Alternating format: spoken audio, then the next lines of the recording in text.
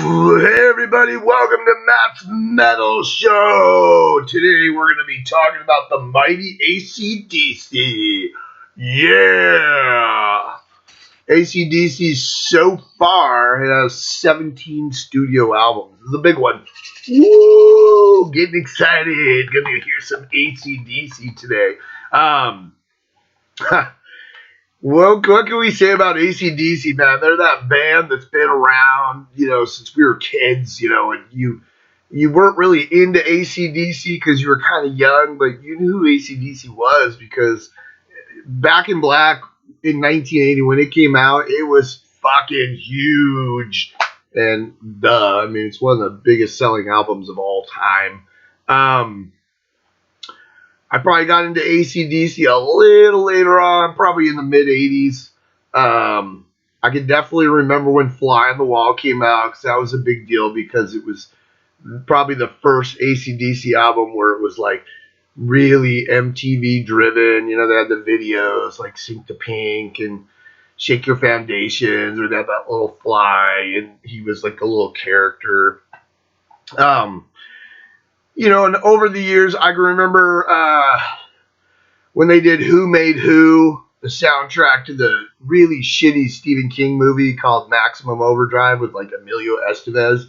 And I remember seeing an interview on MTV, and they were talking to Stephen King, and they're like, well, you're making this movie. And he's like, well, I had to have AC/DC, because Stephen King fucking loves AC/DC. So I was like, fuck yeah.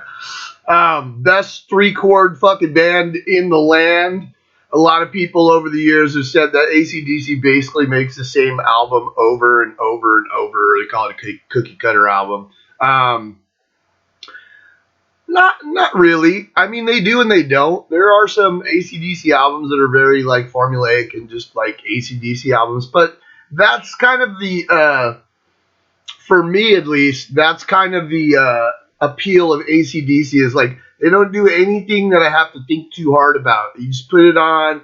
You got an E, an A, and a D chord, and and they just rock, and their lyrics are fun, and they never really grew up. You can listen to the lyrics to even the last album they came out, and it's like it's written by like 13-year-old boys. This is about like sex and being douchey and being like a fucking. It's very teenager. That's one thing that you can say. Like AC/DC never evolved. They really didn't. They've been doing the same thing forever. I can remember last year in the middle of the pandemic. Everybody's bummed out. Everybody's stuck at home, or I wasn't stuck at home. I was an essential worker, so I had to go to work every fucking day. And listening to all these people bitch about how they're stuck at home, and I was like, fuck, I'll fucking stay home. I can fucking do my metal show, But like everybody was bummed because there's no live music. All the restaurants closed down. Everything's fucking closed down. It was fucking. And then AC/DC in the later part of the year, they came out with fucking Power Up. And I remember seeing the first single, and everybody was kind of like pumped up, because everybody was bummed out with this whole fucking crazy pandemic shit, And I remember people were just like worshiping this shit, and I was like, I got the single, and I listened to it, and I'm like, it's a fucking AC/DC song, There's nothing fucking mind blowing about this.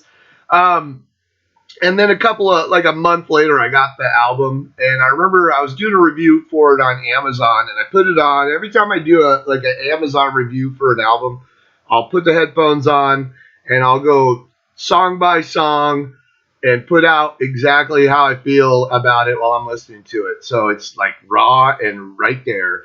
And so I did that for Power Up for the AC/DC album, and I went in just being like, oh, it's fucking AC/DC. It's fucking cool. But by the end of the album, I was like, that was fun, man. Like that, I understand now why people are so excited about it because, like I said, it's not anything stellar. It's not anything that AC/DC hasn't done before. But it was a fucking good album, and it was fun, and it had some really cool parts to it.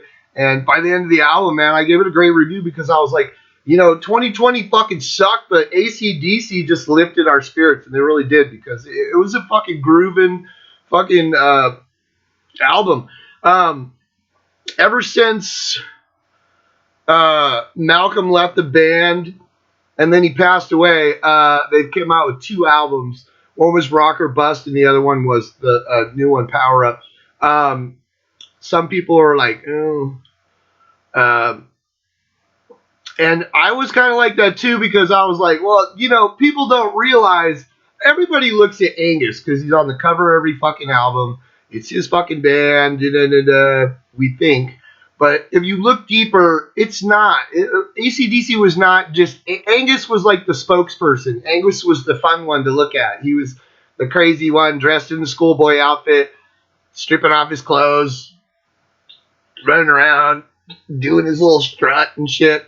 And Malcolm just kind of stood in the back with a white fucking t-shirt on, and the guitar looked like it was bigger than he was, and he probably was, because I met Angus and he's like 3 feet tall. These guys are all like really small. Cliff Williams wasn't, though. I met him at the NAMM show, and he was actually normal height, but Angus is tiny, and so is Malcolm. They were just these tiny little dudes, but Malcolm would stand in the back. He wasn't like running around the fucking stage. He would just stand in the back, and he was ugly as fuck, because he's fucking Malcolm. He's like,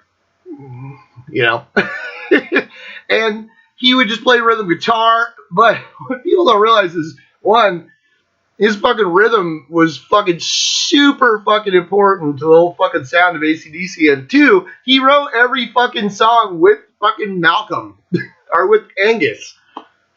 So everybody looks at Angus as like the face of AC/DC, but we all had to pay our respects and understand that fucking that band was fucking Malcolm's band too. Now, when he left, he had dementia, and then they had to he had to leave, and then he got put in a home, and then he passed away. And then they went forward and they got their nephew, and I can't, off the top of my head, I know his last name is Young.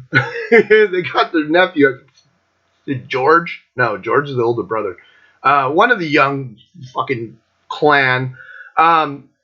And he had played way back, I want to say it was on the Ball Breaker tour, when Malcolm was like fucking boozing hardcore, and he had to go into like rehab and get his shit straight. And he came out and played on the fucking tour with them. So he had some background with playing with the guys.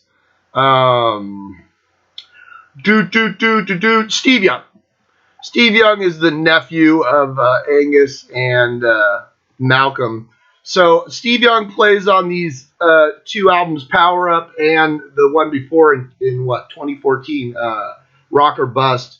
And I can tell you, I went into those albums, I bought them, and I was like,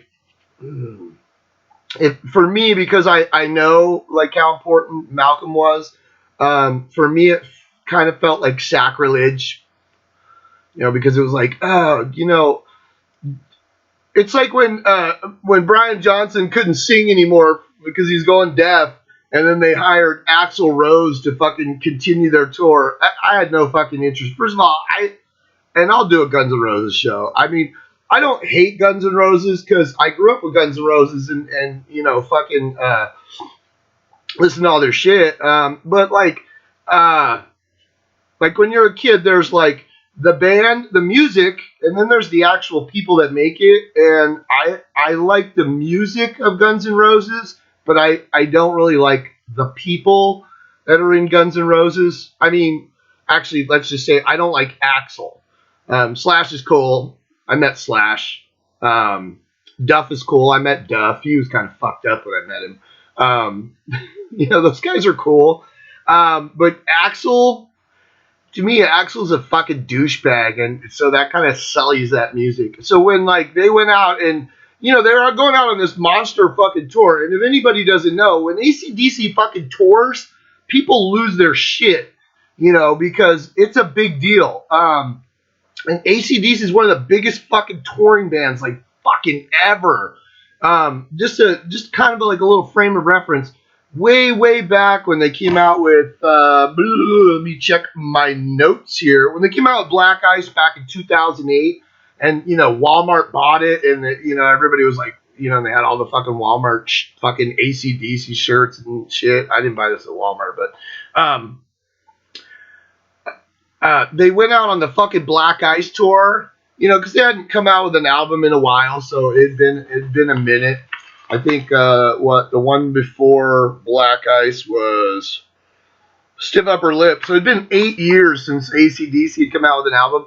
So I remember they came out with it at Walmart, did the exclusive, just like they did with Kiss Sonic Boom, except for the fucking AC/DC album sold fucking huge. I'll look at the numbers when we get to that album, but they went out on the Black Ice tour. They made $441 million.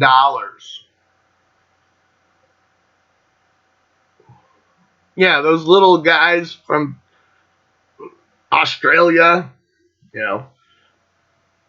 little 3-chord fucking band made 441. The tour grossed $441 million. This is the number 4 all-time fucking highest grossing tour ever. So you guys can get a little understanding of how fucking huge fucking AC/DC is, because when they come, you go. And I believe I saw him on the Black Ice tour. I'll have to look it up. I'm pretty sure I saw him on that fucking tour. And, they always put on a fucking fun show. They pull out the cannon and shit, and they got the bell, and, it's fucking AC/DC, and, he's like watching the monitors and waiting for fucking Angus to come out, kick in, and flip his hat off, and pull his shirt off, and strut around and lay on the stage and go do the little fucking comfy couch, little circus time thing. They do what they do. AC/DC doesn't try and be anybody but AC fucking DC, and fucking works. And obviously it's worked for a lot of years. So I remember when I got the Rock or Bust album, like I said, I was a little fucking anxious. I was a little, I felt like I was doing something dirty,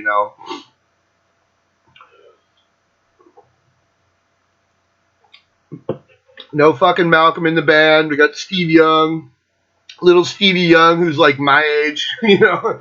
Those guys are like way older than me, and then like, they got their nephew who's like my age, or probably older than me, I think. And so I didn't know what to expect. And I remember I put it on, I had some reservations. I was like, but what you got to realize is the songs from Rock or Bust, and I'm probably sure the songs from fucking Power Up, I could look it up, but I'm pretty sure those songs are all in the can. Those songs were songs that Malcolm wrote. Those songs were songs that Malcolm and Angus wrote years ago, and just tidbits that they had here and there stashed away in their little, we call it the vault. Like they have this big vault. They might. They're fucking rich as fuck. So, so these weren't new songs. It wasn't like they sat down with Stevie Young, Angus and Stevie, and like penned out some new songs. They weren't. They were fucking songs to represent Malcolm, and that album was like a tribute to fucking Malcolm Young, and it was fucking good. I didn't want to like it. I was like, no, I ain't like fucking Malcolm, man, But then, fuck, I was listening to it, and I'm like, it's the fucking spirit of Malcolm Young is on those 2 fucking albums, because he fucking wrote those songs. So I mean, it fucking sounds great, and it was sounding like, especially with Power Up, they sounded fresh, man. And you can do a lot of stuff in the studio. I'm not sure how much they toy around in the studio, but like even on Power Up, even Brian Johnson sounded fucking great on that album, and pleasantly surprised. So fuck, I mean, Rock or Bust actually is pretty high up on my list for being a brand new fucking album, and so is Power Up. Those albums, like I said, man, they captured the fucking spirit of Malcolm Young. They weren't trying to do anything janky. They weren't like trying to like rip off old tracks and like call it their own, because they don't need to. They were already fucking written, and it was very publicly put out there that like, hey, these songs are things that me and fucking, Angus would say me and Malcolm had been, fucking around with for years, and I put them out. So, so good job. So let's get down to some AC fucking DC. Yeah, put those about to rock. I don't know. I ain't singing Brian Johnson today, right? Fucking mind. Like I said, 17 studio albums. We'll start with number 17. Ooh, number 17, we're going to go 1995. And we're going to go with a little album called Ball Breaker. And of course, it has Angus on the cover. Shocking. All right. This album was produced by Rick Rubin. And we all know the utter disdain I have for fucking Rick Rubin. I really do. I don't like Rick Rubin. But, well, I like fucking License to Ill. Funny little story, and, I always go off in tangents, but, like, yesterday when I was listening to fucking AC/DC all day, I was editing my Metallica show that I just put out part 1 of, and then I'll put out part 2 today, but, I was like, I got to the part on Death Magnetic where they were fucking, where Rick Rubin fucked their album up because it sounded like fucking shit. And I fucking have utter disdain for fucking Rick Rubin because of that. I just fucking do. It's like, that album could have been really good and it fucking sounded awful. But I was kind of doing a little research to see like all the fucking people that Rick Rubin had produced. And of course, he did AC/DC. And I kept saying like he did Celine Dion, but he did not do Celine Dion. I kept saying that. I think that was Mutt Lange, wasn't it? I want to say. Anyways, he did Lana Del Rey. He did fucking Adele. He did Gaga on that art pop album. And then, back in the day, he was Def Jam Records, was fucking Rick Rubin, And so I was looking and, he did License to Ill from the Beastie Boys, which when I was a kid, see, I was the metal kid. And my friend Mike was like, he listened to whatever would impress the girls. And I told it on my Judas Priest show, like he used to get one song. And one of the albums was fucking AC/DC, Dirty D's Done Dirt Cheap. But like Mike would listen to everything. But then right about 84, right when we were like, I think we were right freshmen in high school, Mike got into rap.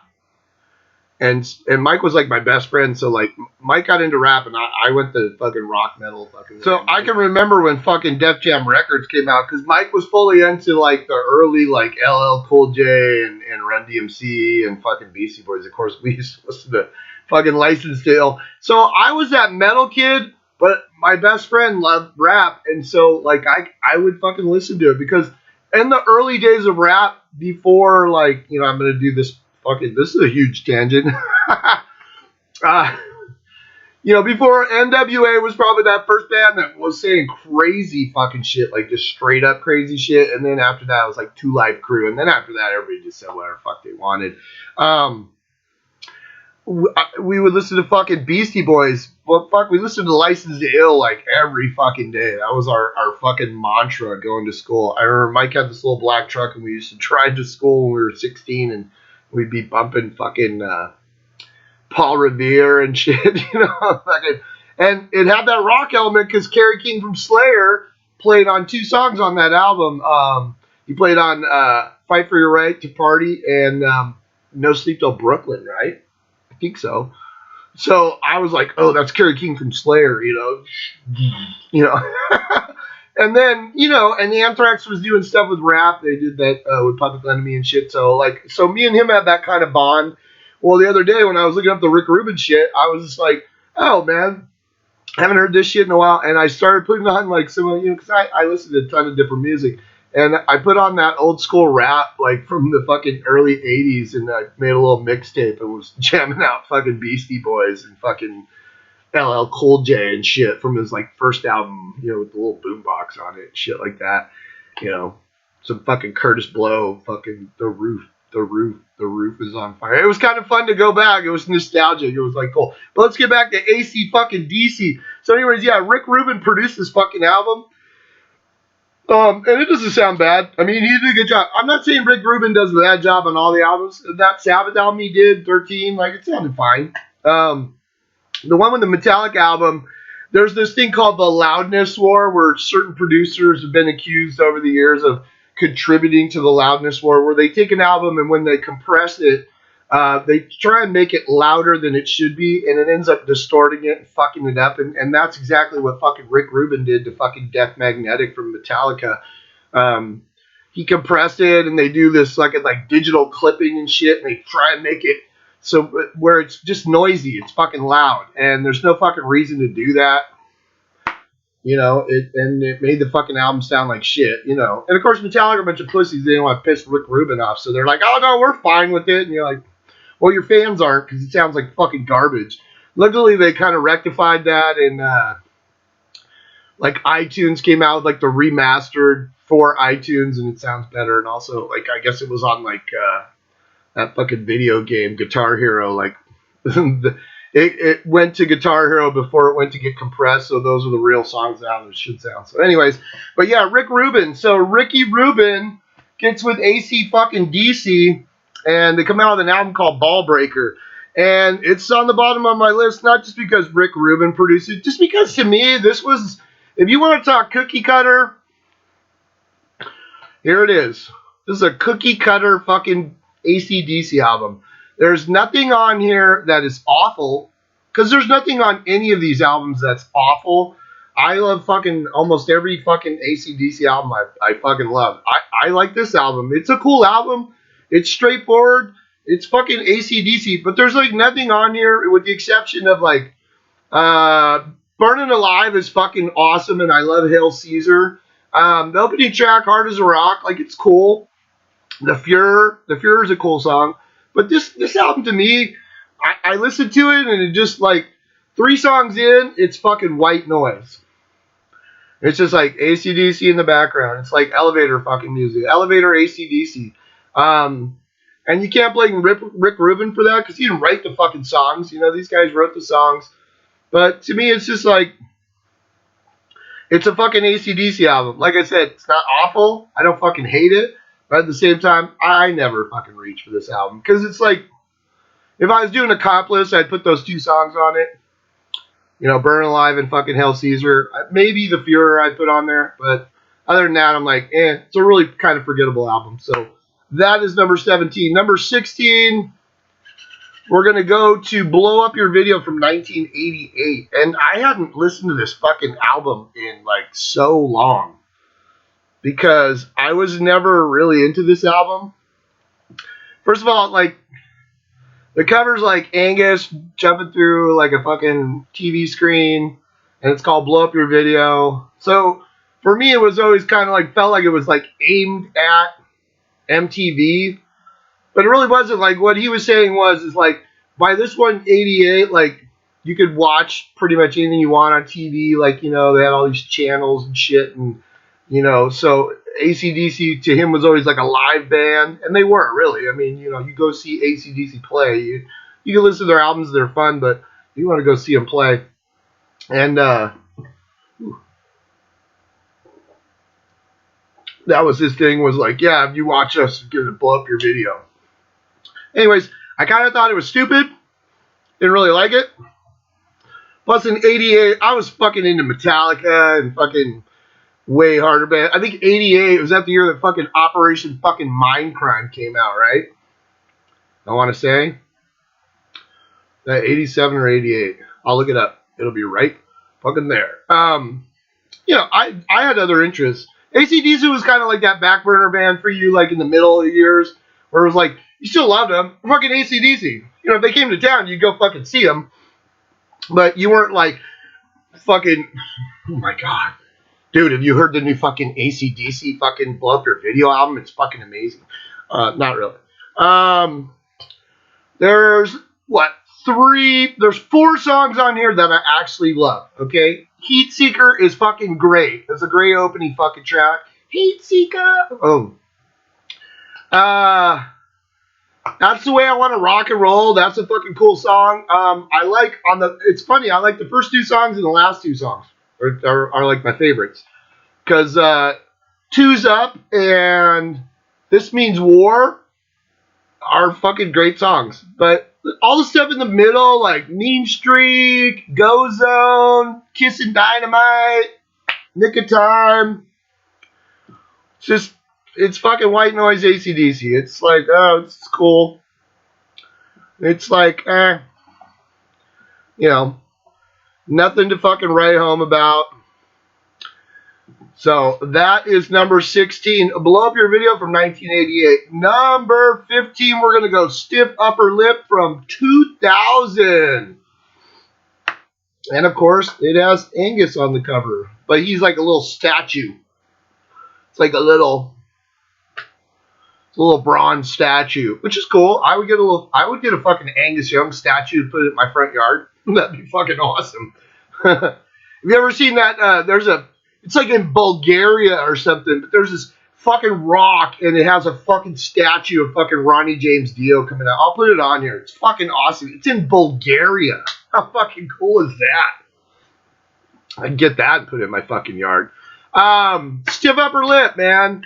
I love Meltdown. House of Jazz is a fucking cool song, man. It's kind of different. Has a little bit of fucking extra to it. Saving New York City, I like. Can't Stop Rock and Roll. It's basic track, but it's fucking fun. Damned. And I love All Screwed Up. All Screwed Up. The lyrics are cheesy because, the Young Brothers wrote all the lyrics. Like, after a certain point, what album was that? Was it Fly on the Wall? There's a point to where it stopped being Johnson, Young and Young, and it just went to Young and Young.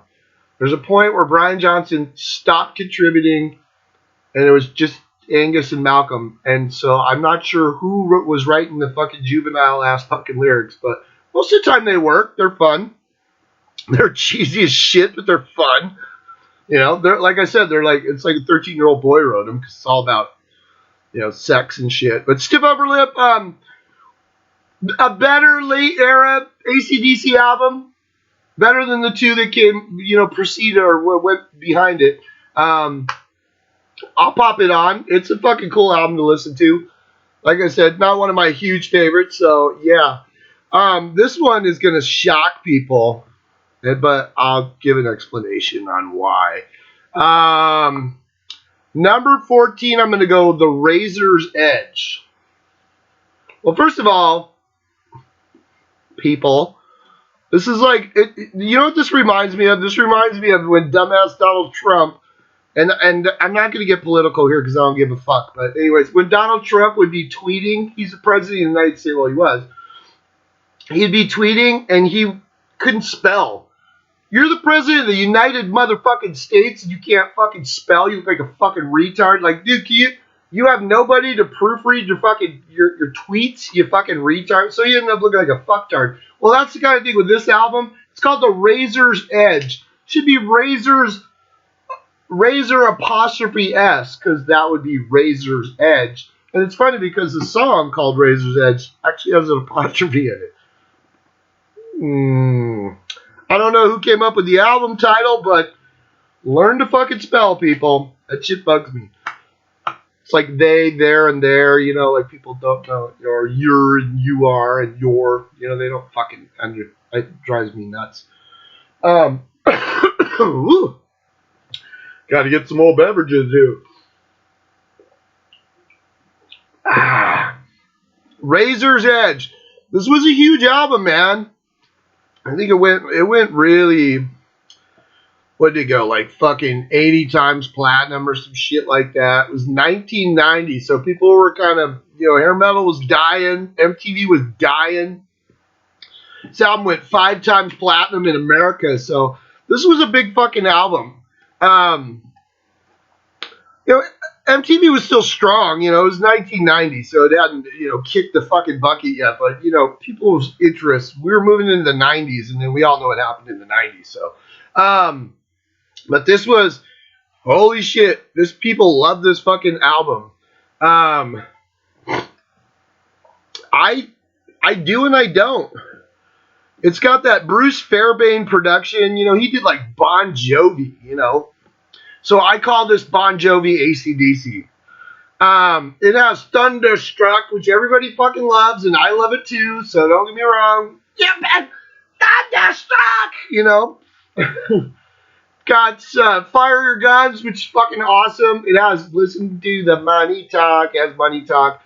Everybody's so excited about Thunderstruck because he does that little fucking, which is super easy to do because it's fucking Angus. He doesn't do anything to blow your fucking mind. And the title track is fucking awesome. The Razors apostrophe S Edge. Okay. First 4 songs. 4 are fucking great. And then after that, it falls off a fucking cliff. And it's everybody fucking loves it because it was on MTV and everybody was like, oh my god, this is so fucking good. You know, and it wasn't anything that was like, it wasn't like Judas Priest when they did fucking Turbo and went completely lame. But at the same time, this was like neutered AC/DC for the masses because after that, what the fuck is on this album that blows your fucking mind? Mistress for Christmas? Oh, dude, I fucking love Mistress for Christmas. That's my favorite fucking AC/DC song. Rock Your Heart Out. Are You Ready? Got You by the Balls. Shot of Love. Let's Make It. Goodbye and Good Riddance to Bad Rubbish, right? Or whatever the fuck it's called. If You Dare. After the 4th song, after the fucking title track, this fucking album just, I fall down a fucking hole. I really do. It's got that big Bruce Fairbairn production. Everything sounds huge and fucking whatever. It's not good AC/DC. It's fucking okay, pedestrian, MTV AC/DC. But everybody seems to love it because it sold 5 million fucking copies, which up to that point, after like Back in Black, and then, you know, they were hitting platinum here and there and everywhere, but they weren't doing 5 times platinum. So it's a big fucking album. But I think a lot of people have more nostalgia for it just because it has fucking Thunderstruck on it, which it's fucking great opening track, like perfect. But you could have just bought the single and left the rest of the album alone, and you could have been fine. All right, that was my controversial pick for number 14, 1990's Razor's Edge. Now, what I did, and I forgot to explain this at the beginning, what I did, I took out High Voltage, the International High Voltage album. I took that, and I crumpled it up, and I threw it in the fucking trash. So the reason why there's 17 fucking studio albums here is because I added in High Voltage and TNT from Australia. Because those are really the first 2 AC/DC albums. Whether we got them in America or not, it doesn't fucking matter. The High Voltage album from 1976 was just a melding of those two. And mostly it was fucking TNT. Fucking like 90% of that album was TNT. And then it had a couple of songs from High Voltage on it. And there was a lot of songs that kind of got thrown to the wayside. I can remember when I was a kid, and I talked about it on my Judas Priest show. In the back of Circus Magazine, they had this like import company and they had all the pictures of like Rockarola and Sad Wings of Destiny from like Gull Records. And then they had AC/DC albums. They had High Voltage, you know, where it has a little transformer, it has a little dog lifting his leg and pissing on it. And then it had TNT, which was just that crate and said TNT on it. And then they had Dirty Deeds Done Dirt Cheap with Bon Scott with a big giant arm. It looks like a drawing, and Angus is standing in the back going, you know. And you could only get them as imports because they were Australia only. They didn't come out here in America. So for a lot of years as kids, we were like, what the fuck are those? You know, like we had no idea. And I think some of my friends, you know, we ordered them, so we had them. So, you know, eventually we were like, I had all the fucking Priest stuff because I was like, fuck, I got to get that. Even though Rockarola wasn't exciting. Wish I would have hung on to that, though. It's probably worth money now, but all my vinyl went bye-bye a long time ago. You know, over the years, shit gets moved. Now I'm like digital and I don't give a fuck. So I added in High Voltage and TNT. Dirty Deeds, I added them both together because they're basically essentially the same album. There's about 3 songs that are different, and I'll go over that when I get to that album. But so with that being said, number 13, I'm going to go High Voltage from 1975. High Voltage, the debut album from AC/DC. Now, most people are thinking High Voltage with Angus on the cover with the lightning bolt coming down, and that came out in 76 on Atlantic. And like I said, that album is basically TNT. It's not really High Voltage. I don't know. They just called it High Voltage so they thought it sounded fucking cool. And then they just changed the cover. But it has a completely different track listing than the High Voltage that came out in Australia in 75, which was the debut album. Now, AC/DC had been around since 73 in various incarnations. But it's Angus and Malcolm. I think their brother George, the older brother, you know, he was kind of involved here and there because he played with the Easy Beats. And he did a lot of their production stuff for years and stuff. He's fucking dead too, right? Yeah, he fucking died. This album has, this is the cool album because I remember when I got it, you put it on because we had all the other AC/DC because, you know, we're older and, you know, this album came out when I was 5 fucking years old. So I didn't like, when I was 5, I wasn't like, Mommy, can I get AC/DC High Voltage from Australia? That didn't fucking happen. When I got it, though, I remember putting it on, and, you know, you know the history, so you're like, oh, this is the very fucking first AC/DC album. Let's see how they sounded on their first effort. And you put it on, and it's number 14 for me because I love TNT way more, but when Baby Please Don't Go opens up, it's fucking, you're like, whoa. She's Got Balls is on here, Little Lover's on here. Soul Stripper's a fucking great song. Yeah. Soul Stripper. You Ain't Got a Hold on Me is fucking good. Those are like the 5 good songs on here. Stick Around's alright. Love Song's alright. Show Business is alright. But this was fucking AC/DC. Like, this was them, man. This was like, alright, boys. You know, fucking Bon Scott. Fucking who else is on here? Let's check it out and make sure we know that we got the right lineup here. We know that Bon is on here because he's in full goofy form. We got Angus, Malcolm, George Young plays bass and rhythm guitar on this. Rob Bailey also plays bass. Peter Clark plays drums on like the opening track. Tony Carenti plays drums. I should put on my fucking glasses. I'm fucking blind. Yep, Tony Carenti plays drums on tracks 2, 4, and 4 through fucking 8. And then Johnny Proud played tracks on whatever. What? Number 3, which is On Little Lover. On Little Lover, that was John Proud. My vanity, like, knows no bounds. So this was AC/DC. Still had their big brother in there from the Easy Beats. Fucking George. I don't know any fucking Easy Beat songs off the top of my head, but I'll find one and put it on there. A lot of different drummers, you know, because the band had been around, like I said, since 73, but it wasn't, I guess, the drumming position, you know, we all know that with, like, Judas Priest, fucking Megadeth, and every other band that's had 45 different fucking drummers. I don't know, man, you just can't. Alex Van Halen's been fucking Van Halen the whole fucking time. It's not that hard. Figure it out. But Rush had John Rutsey before they had fucking Neil Peart, so, you know.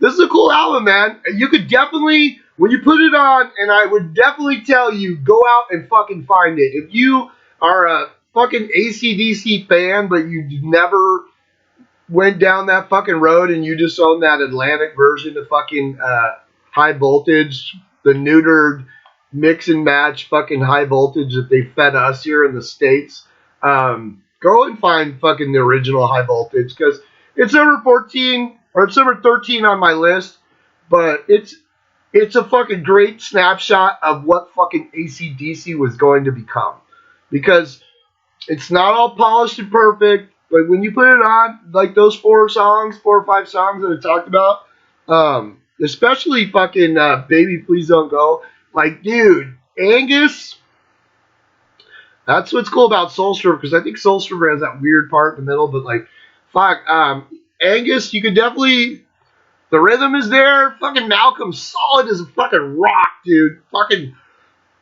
one of the fucking greatest fucking rhythm players of all time. Fucking Malcolm Young. So underrated. No one gives a fuck. Everybody's like, oh, everybody just saw Malcolm up there. You know, fucking just stand there in his white fucking t-shirt. Like, dude, can somebody buy this guy a jacket, for Christ's sakes? He's wearing a white, not even a cool white went to fucking Kmart and fucking pulled one out of the package of 6 of them and popped it on. And that was fucking Malcolm Young, man. Go out on stage, pair of jeans, fucking white t-shirt. Playing that fucking, was it a Gibson, right? Yeah, playing that motherfucker and just, but definitely shades of what was to come, man. It's a great fucking snapshot, but I tell you, go out, you know, if you have any fucking, you know, want of like kind of going back and seeing that shit, go find that fucking album. You know, you can find it. You can fucking download it, I'm pretty sure, on fucking Amazon or something. But number 13 is High Voltage, the Australian release, 1975, AC/DC's first album. Oh, yeah. Woo! All right, number 12, we're going to go 2020's fucking Power Up. Like I said in the beginning, this album was unexpected. I remember buying it. I remember, like, what was it? Shot in the Dark is like the single, I'm pretty sure. When that came out, I remember I got it, I listened to it, and I remember, like I said, everybody was like freaking out, acting like this was the greatest fucking thing that fucking AC/DC had ever fucking come out with.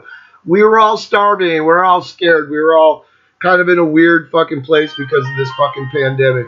And so I don't know if we were clutching at straws, but like I remember I even did a review. I'm like, well, that's a cool song.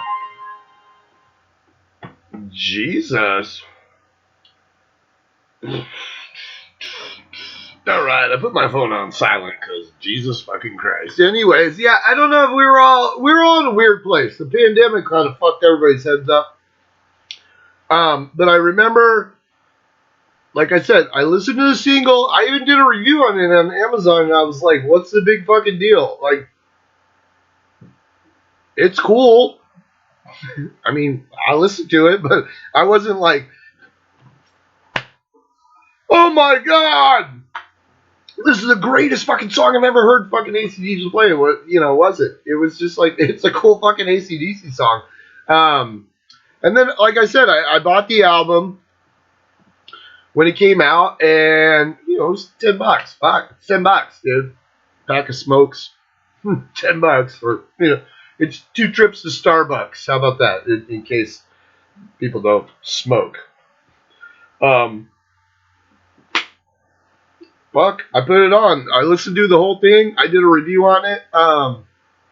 It's fucking, out of anything, fucking Brian Johnson sounds really good on this fucking album. So maybe that time away where they were letting fucking Angus fucking Young, not Angus fucking Young.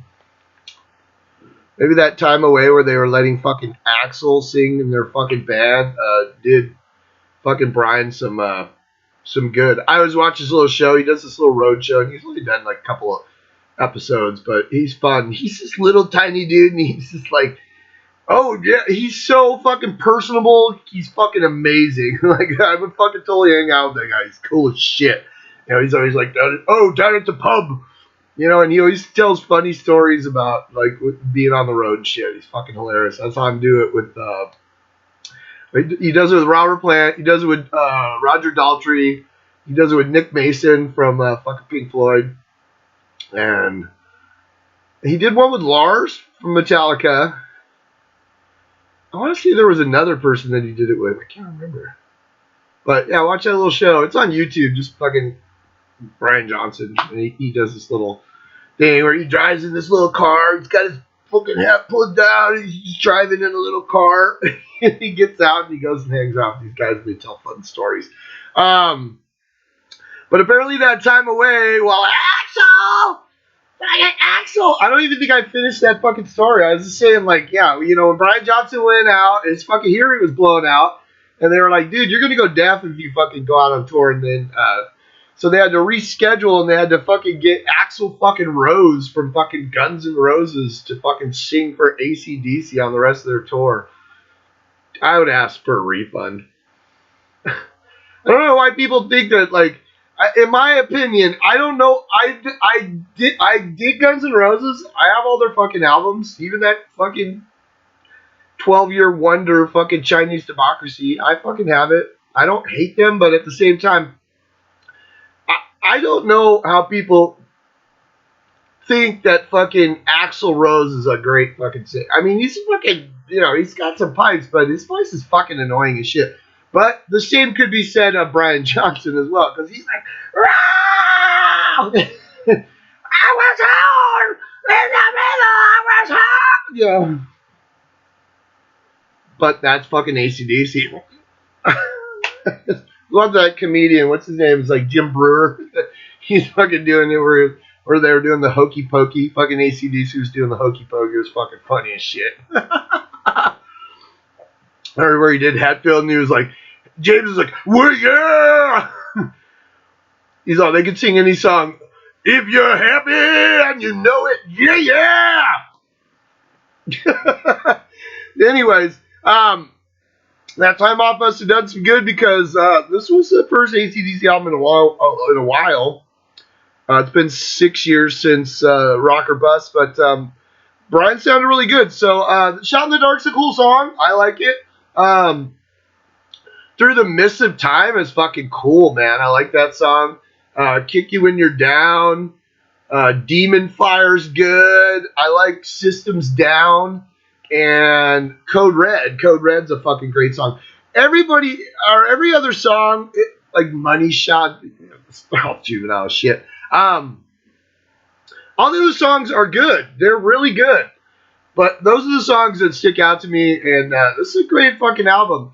Like I said, I wasn't, I was still like, when I did the review on the single, I was like, why is everybody fucking freaking out?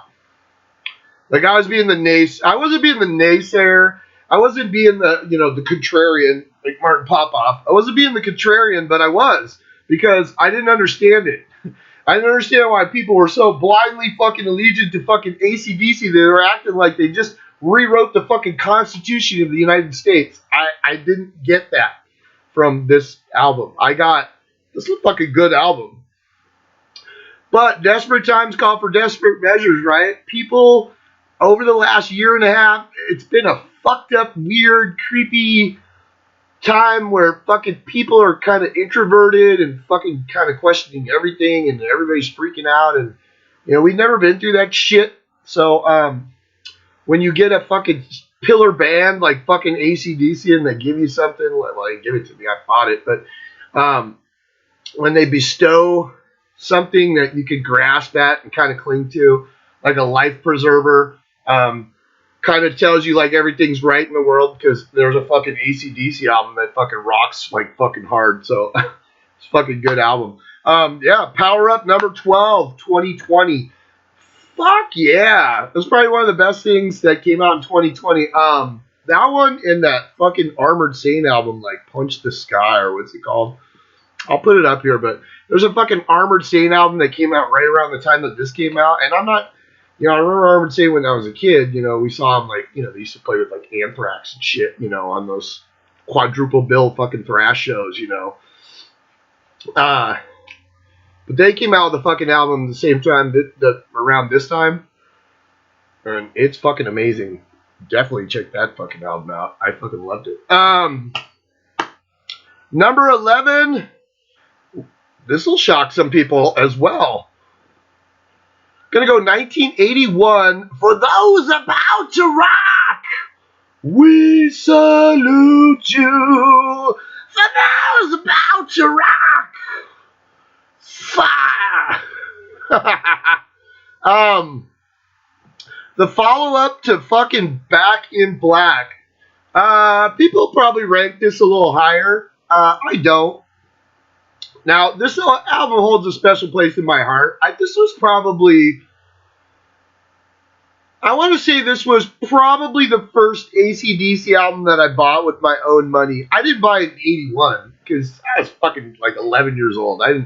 But I remember like when I was getting into AC/DC later on, the first album that I ever owned by AC/DC was Dirty Deeds Done Dirt Cheap. And that was because my friend Mike gave it to me. And that was probably 82. I'm going to say that was 82. I know it came out in 81 here in the States. It came out in 76 in Australia. But here in the States, Dirty Deeds didn't get released until after Bon Scott had been fucking dead and buried. And then fucking Back in Black was this monster. It was released right around the time this album was released. This was probably, like I said, I own Dirty Deeds, but I think this... I don't remember when I got Back in Black. I think somebody gave me a copy of that at some point. But I remember buying this album, though. You know, it was probably 82, 83 when I bought this album. Had that coppery-looking album. Has the cannon on the cover. Really, just, you know, AC/DC had some fun album covers. They were all had, you know, every AC/DC album either has fucking Angus on it or it's something weird. It's like Angus or something weird. This album, it just said AC/DC and had a fucking cannon on it. And of course, you know, they shoot the cannons off at the concert when they do this fucking song, and it's fucking crazy awesome. You know, it's like, how cool is that? You know, don't overthink AC/DC. Just fucking enjoy it. That's all you got to do. Just fucking enjoy it. I don't get analytical on AC/DC. I don't sit there and go, oh my God, they did this. All right. No, it's just AC/DC. Fuck, man. It's like, fuck yeah. But this album, I have a lot of history with this album. I remember playing this album a lot, you know, because, you know, we all kind of burned out on fucking Back in Black after a while. You know, I mean, they played fucking like, you know, what's that fucking song? I can't even think of it right now. It's funny. You know, Back in Black. They played Hell's Bells, and then they played, you! Shake me all night long! Get you! You know, and so we were kind of burned out on this, so I remember I played this album a lot. And it has some great songs. The title track is fucking awesome. Put the Finger on You. I put the finger right on you. Inject the Venom. Let's Get It Up was cool. It snowballed. I love Evil Walks. Evil Walks behind you. And I love fucking COD. Care of the Devil. COD. Care of the Devil in me. Ow. COD, yeah.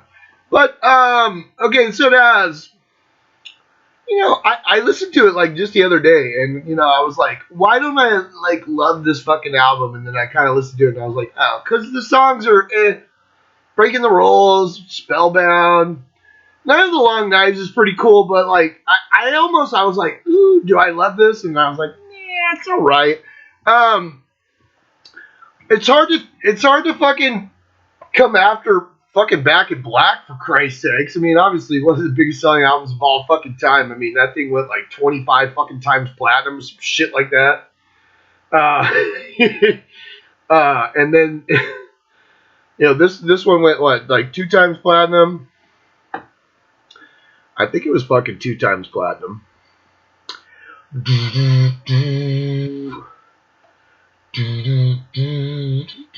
4 times platinum. So this went 4 times platinum, which is pretty fucking That's a pretty big fucking album. But Back in Black has, in the United States alone, Jesus Christ.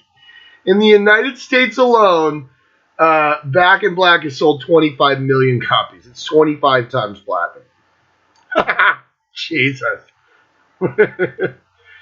We like our AC/DC, don't we, here in America?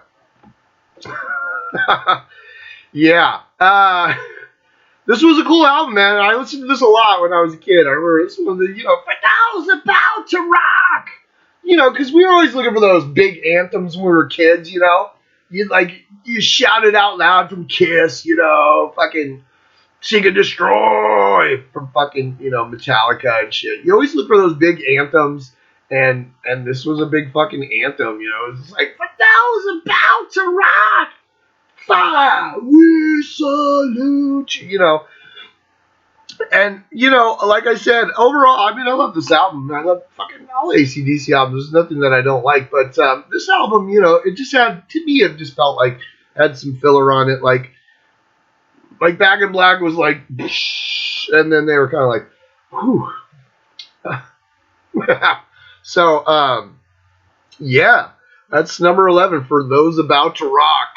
We salute you. Number 10. This is an album. This is a trip because this is an album that I didn't have a lot of. This album is sandwiched in between For Those About to Rock and Fly on the Wall is an album called Flick of the Switch. Came out in 1983. So that's number 10. Number 10 is Flick of the Switch.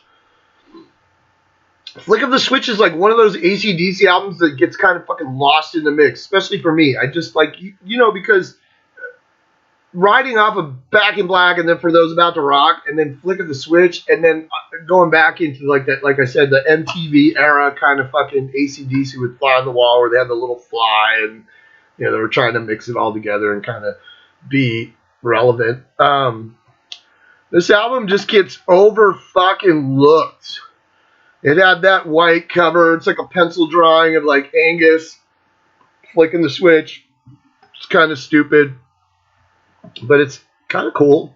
And this album didn't do well. I mean, it did. It went platinum, But for AC/DC, that's not doing well. Isn't that funny? There's some bands that like, oh, it only went fucking platinum. There's other bands that try their entire careers to try and go platinum. That's 1 million copies in America. This one was like a letdown because Back in Black 25 times platinum, which is fucking mind-boggling.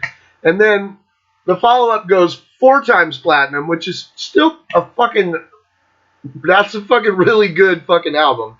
And then this one just goes platinum. It's a letdown. The record company will tell you it's a fucking letdown. What the fuck, man? Your last album sold 4 million copies. Now this one only sold 1 million. What the fuck? It's like, well, how much money do you want, motherfuckers? Like I said, this fucking album gets fucking overlooked because it's sandwiched in between, I'm not going to say 2 iconic albums, but 2 albums where there was definitely a lot going on. And this is kind of where AC/DC kind of hit their stride for a little bit because even Fly on the Wall, it went platinum, and then that was kind of it for them.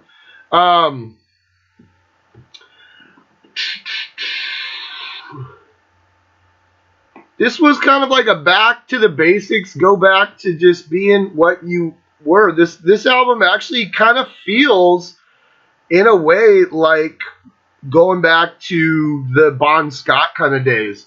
I mean, obviously it still has fucking Brian Johnson singing on it, but it was kind of a stripped down, kind of just straightforward fucking album. This still has the core guys. It has Brian Johnson, Angus Young, Malcolm Young, Cliff Williams, and Phil Rudd. And this is like classic AC/DC lineup. But this album just, like I said, it just got kind of left on the wayside. I love the fucking opening track. Rising Power is a fucking great song. The House is on Fire is all right. The title track, Flick of the Switch, is a fucking cool ass fucking song. So is Nervous Shakedown. So is Landslide. And so is Bedlam in Belgium, which I like. It's kind of fun. Guns for Hire is cool. Deep in the Hole. Brain Shake. So there's 1, 2, 3, 4. 5 out of 10 songs are like awesome, and then the other 5, they're cool. They're okay. They're not anything to fucking write home about. But this, like I said, this album, for those about the rock, is kind of a landmark album. And then Fly on the Wall was kind of that MTV, where a lot more people were exposed to AC/DC, even though, like, we'll get to Fly on the Wall, but like, this album just kind of missed. Kind of sits in the fucking mists like the fucking gorillas in the mist, and you have to go discover it. You really do. Every time I'm fucking listening to AC/DC, I always like go right past this album. It's just that white cover, and you just, I don't know, it's just kind of, it's one of those slippery albums for me. You start keeping track of the slippery albums. Endgame from Megadeth, Volume 4 from Black Sabbath, and this album, Flick of the Switch. Flick of the Switch! It's a great fucking album, man. Definitely check it out. If you've never listened to Flick of the Switch, it got kind of shit. It wasn't really well received because at this point, in '83, this is kind of when people started going, it's the same fucking album you just put out like last week and the week before and the week, this was kind of where that started, where they were just like, wait a second. AC/DC's just coming out with the same shit over and over and over again.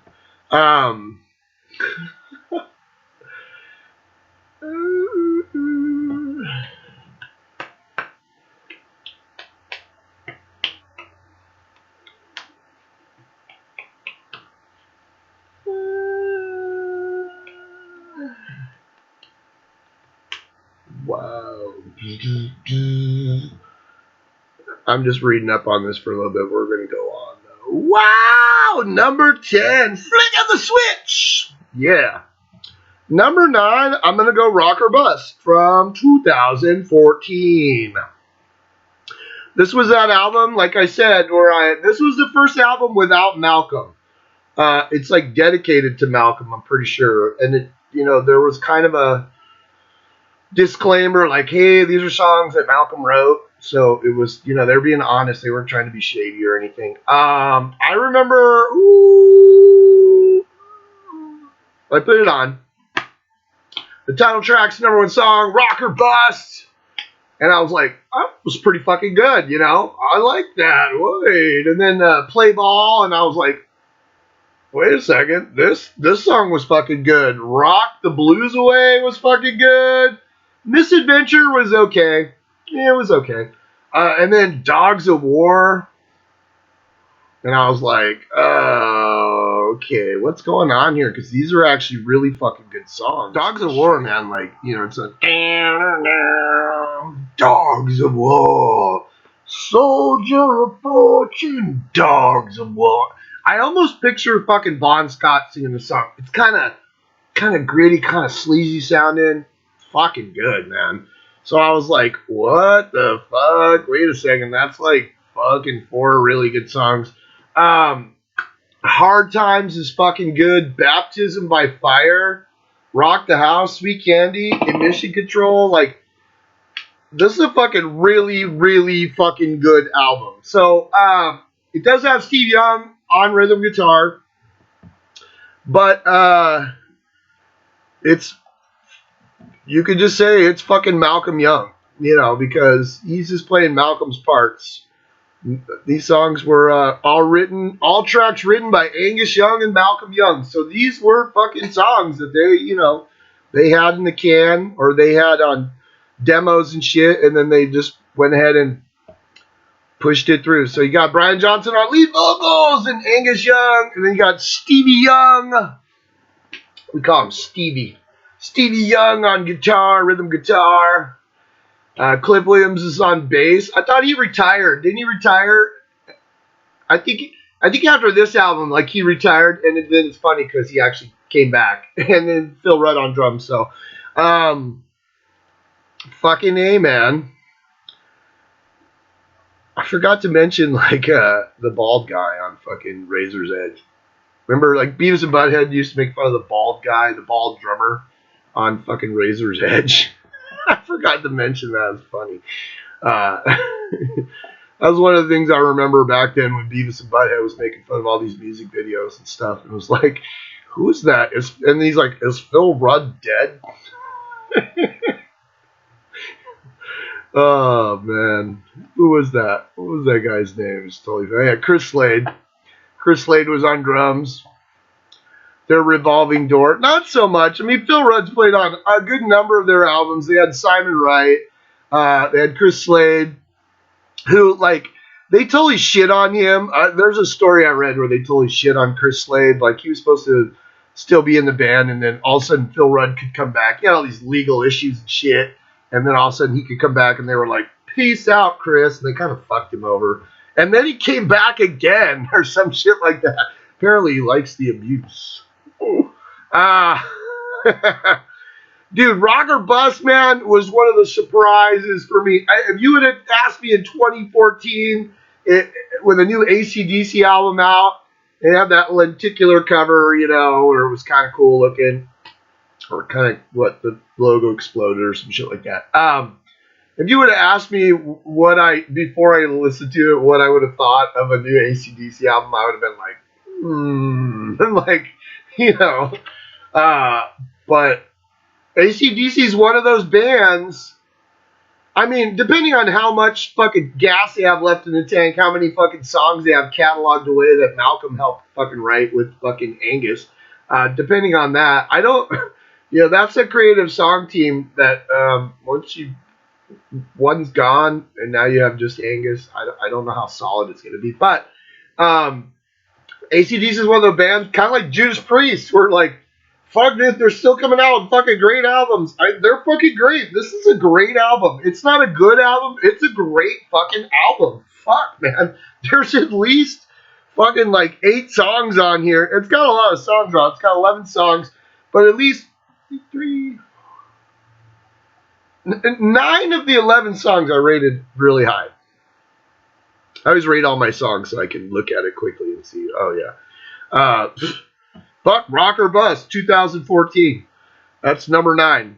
Number 8, here we go. We're going to talk about this album.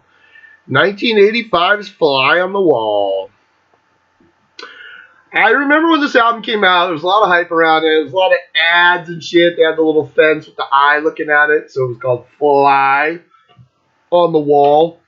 And then they had the little fly, the little animated fly was the little character, and it was in all the videos. It was kind of weird. This is a fucking weird album. Like, Angus and Malcolm, like, produced this album, and it sounded like shit. Now, I have the remaster, and it still sounds like shit. I don't know what was going on with Brian Johnson's fucking vocals. This is a really good album, and this is an album that, with kind of like I said, with kind of the disappointment of Flick of the Switch, this was supposed to be like the comeback album. This was supposed to be the album that put them back to where they were used to being, you know, selling 4 times platinum albums instead of just 1, you know, and that kind of shit. Because MTV now was that new fucking medium where they could fucking, you know, by 85, this MTV was fucking huge. You know, middle year MTV, 83, 84, 85, 86, on up into the early 90s. MTV was massive. If you could fucking get on MTV and get in the rotation and get fucking shown, you were fucking monstrous. And AC/DC was coming out with their little AC/DC videos with their little fly on the wall and shit. They did a home video and stuff. But we as kids, I remember getting this album, and I remember like, what the fuck is he saying? Like, you couldn't hear what the fuck Brian Johnson was saying. You would like put the album on, and the fucking guitars are huge. They're like right out front, which is weird because the 2 guitar players like fucking produced the album.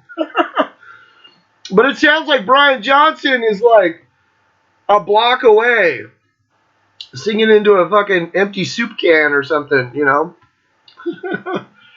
uh, musically, this is a fucking different kind of album that AC/DC. I mean, it's a fucking AC/DC album, of course, but like this, there's some songs on here that were like, wow, this is fucking really good. But what the fuck is Brian saying?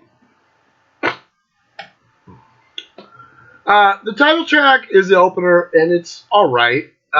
"Shake Your Foundations" was the big song. I remember. Shout out to my friend Nita. She used to be like, when the evil chicks in high school, when they didn't like somebody, they would say like fucked up shit like, "Oh, she wears so much makeup," you know, like the little cutie girls. So there used to be this chick, and she was, you know, this little blonde, skinny blonde, and she was hot. But all the other girls used to fucking hate on her because all the guys were like, oh. And so her, my friend Nita and her friend Jody, they used to, I can't remember that chick's name. It was like Shauna or something. She was a little bubbly little fucking hottie, but she used to wear a bunch of makeup, you know, because she was a fucking whore. No, I'm just kidding. So they used to sing this song, and they'd be like, "Cake your foundation." You know, makeup, fucking foundation. They used to be like, cake your foundation. And we, you know, that was the fucked up thing. So shout out to Nita for that. I'll put her picture up here. Fucking Nita, I love her. Been my friend for fucking 40 years now, or close to 40 fucking years. So, yeah. So now every time I listen to that song, I was thinking of that chick, and like, I'm like, God, you guys are so fucking mean. I remember that shit. I was like, wow, you know, fucking claws out. "Shake Your Foundation" is a big song. It's a great fucking song. It's just like Brian Johnson sitting in the car out in the driveway singing while they're fucking playing in the house. "First Blood's fucking awesome. I love that song. "Danger" is all right. "Sink to Pink." "Sink to Pink's a great fucking song. "Playing with Girls" is a great fucking song. "Back in the Business" is a great fucking song. "Send You to the Send for the Man." Yeah, that's a fucking good song. "Hello, High Water's" all right. I mean, this was a fucking solid motherfucking AC/DC album. The only problem was the fucking production was fucking terrible. And Brian Johnson sounds really fucking raspy on this album. And, you know, saying that about Brian Johnson, I know that's fucking weird because duh. But I don't know if like his vocals just weren't strong enough or whatever, so they decided to kind of like throw him back in the mix to try and like hide it. But that's, you know, edit that cough out. Ooh.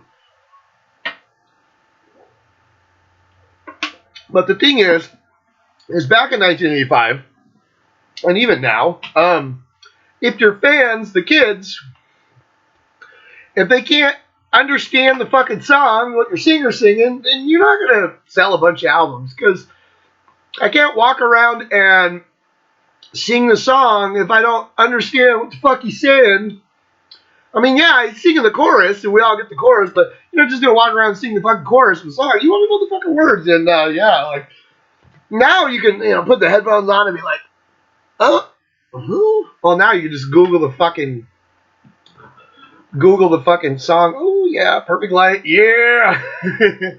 Just Google the fucking lyrics now, but we didn't have that back in '85. We didn't have the fucking internet. That was like a tool of the devil that was coming in the future to take us all.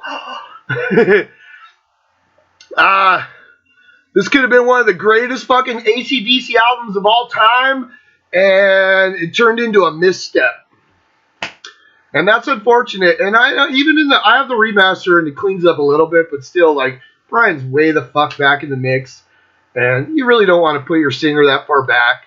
The fucking guitars are like a fucking wall, and then fucking Brian's behind the wall, and it's like,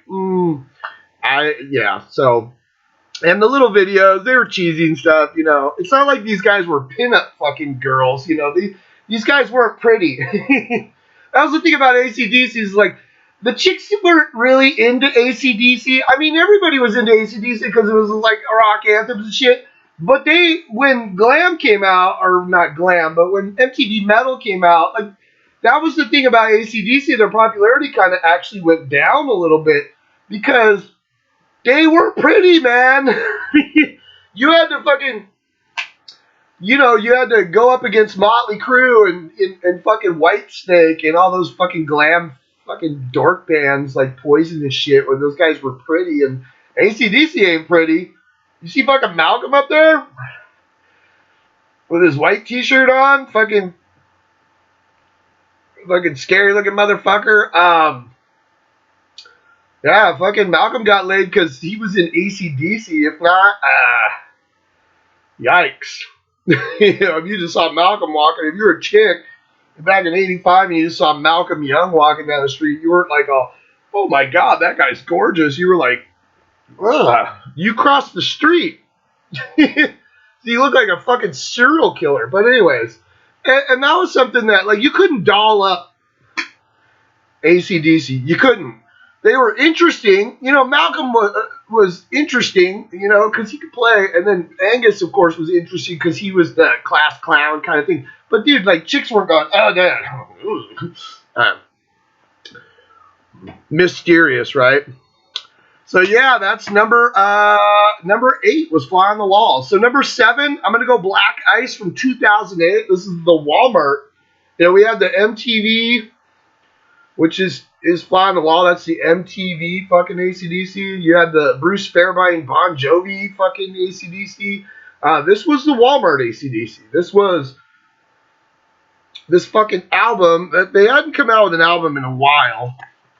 It had been, like I said before, it had been 8 fucking years since Stiff Upper Lip when this album came out. And then all of a sudden AC/DC comes out with this fucking Black Ice album. It has a million fucking songs on it. It's produced by Brendan O'Brien. I'm like, who the fuck is that? I have no idea.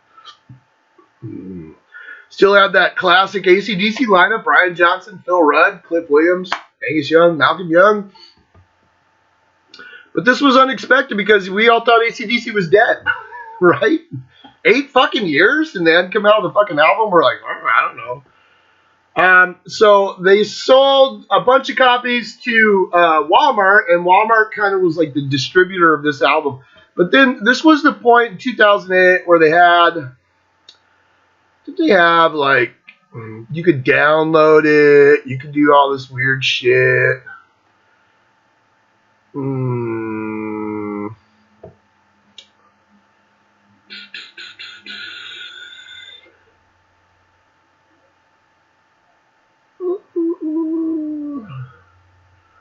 it's pretty straightforward. It's like a double album, though, yeah. If there was a fucking album, it would be a double album. How fucking long was this thing? 55 minutes. 55 minutes for an AC/DC album? That's like a 55-minute Van Halen album. You're just like, it's fucking unheard of. But this had a bunch of songs on it. Now, I can remember when this came out, I wasn't interested. I worked at Walmart at the time, and I remember they're like, oh, look, the new AC/DC, and they had all the fucking T-shirts and, little armbands and whatever they could slap fucking AC/DC on. Oh, I'm fucking sweating. I need to open the fucking window.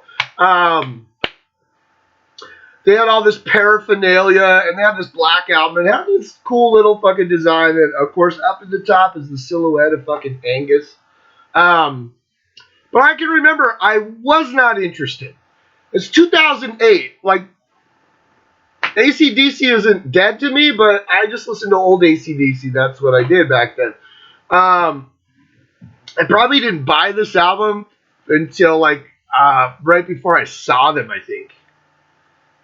I'm pretty sure I saw them on this tour. I'll look it up, but I'm pretty sure I fucking saw them on this tour. I think I bought the album, like, before I saw them.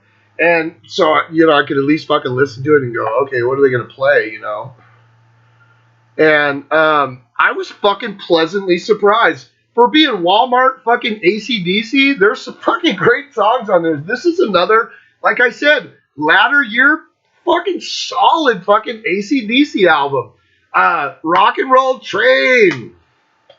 Although he sings Runaway Train like a bunch of times, like, I kind of felt like he wanted to call the song Runaway Train, or they did, because the lyrics kind of dictate that, but it was called Rock and Roll Train.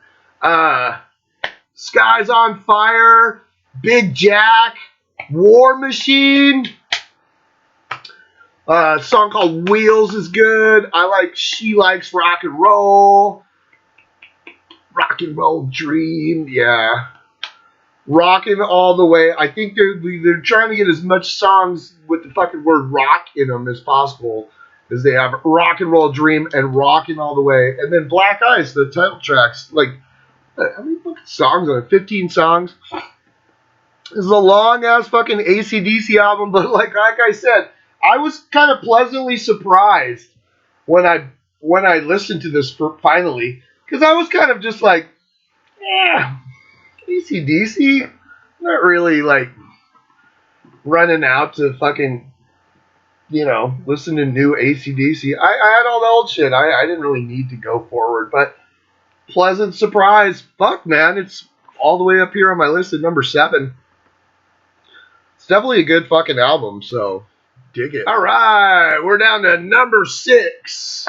And so far, I've only mentioned one Bon Scott era fucking AC/DC album, which was all the way back at number 13 with High Voltage.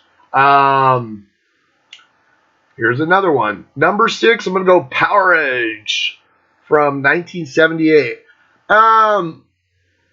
For a lot of years, this is probably like one of my, I don't want to say it's like my least favorite Bon Scott era fucking AC/DC album, but this is kind of one that kind of always, it's another one of those slippery albums where it just kind of gets away from me. Had that cover, with Angus with little wires hanging out, and he's all orange. He's like,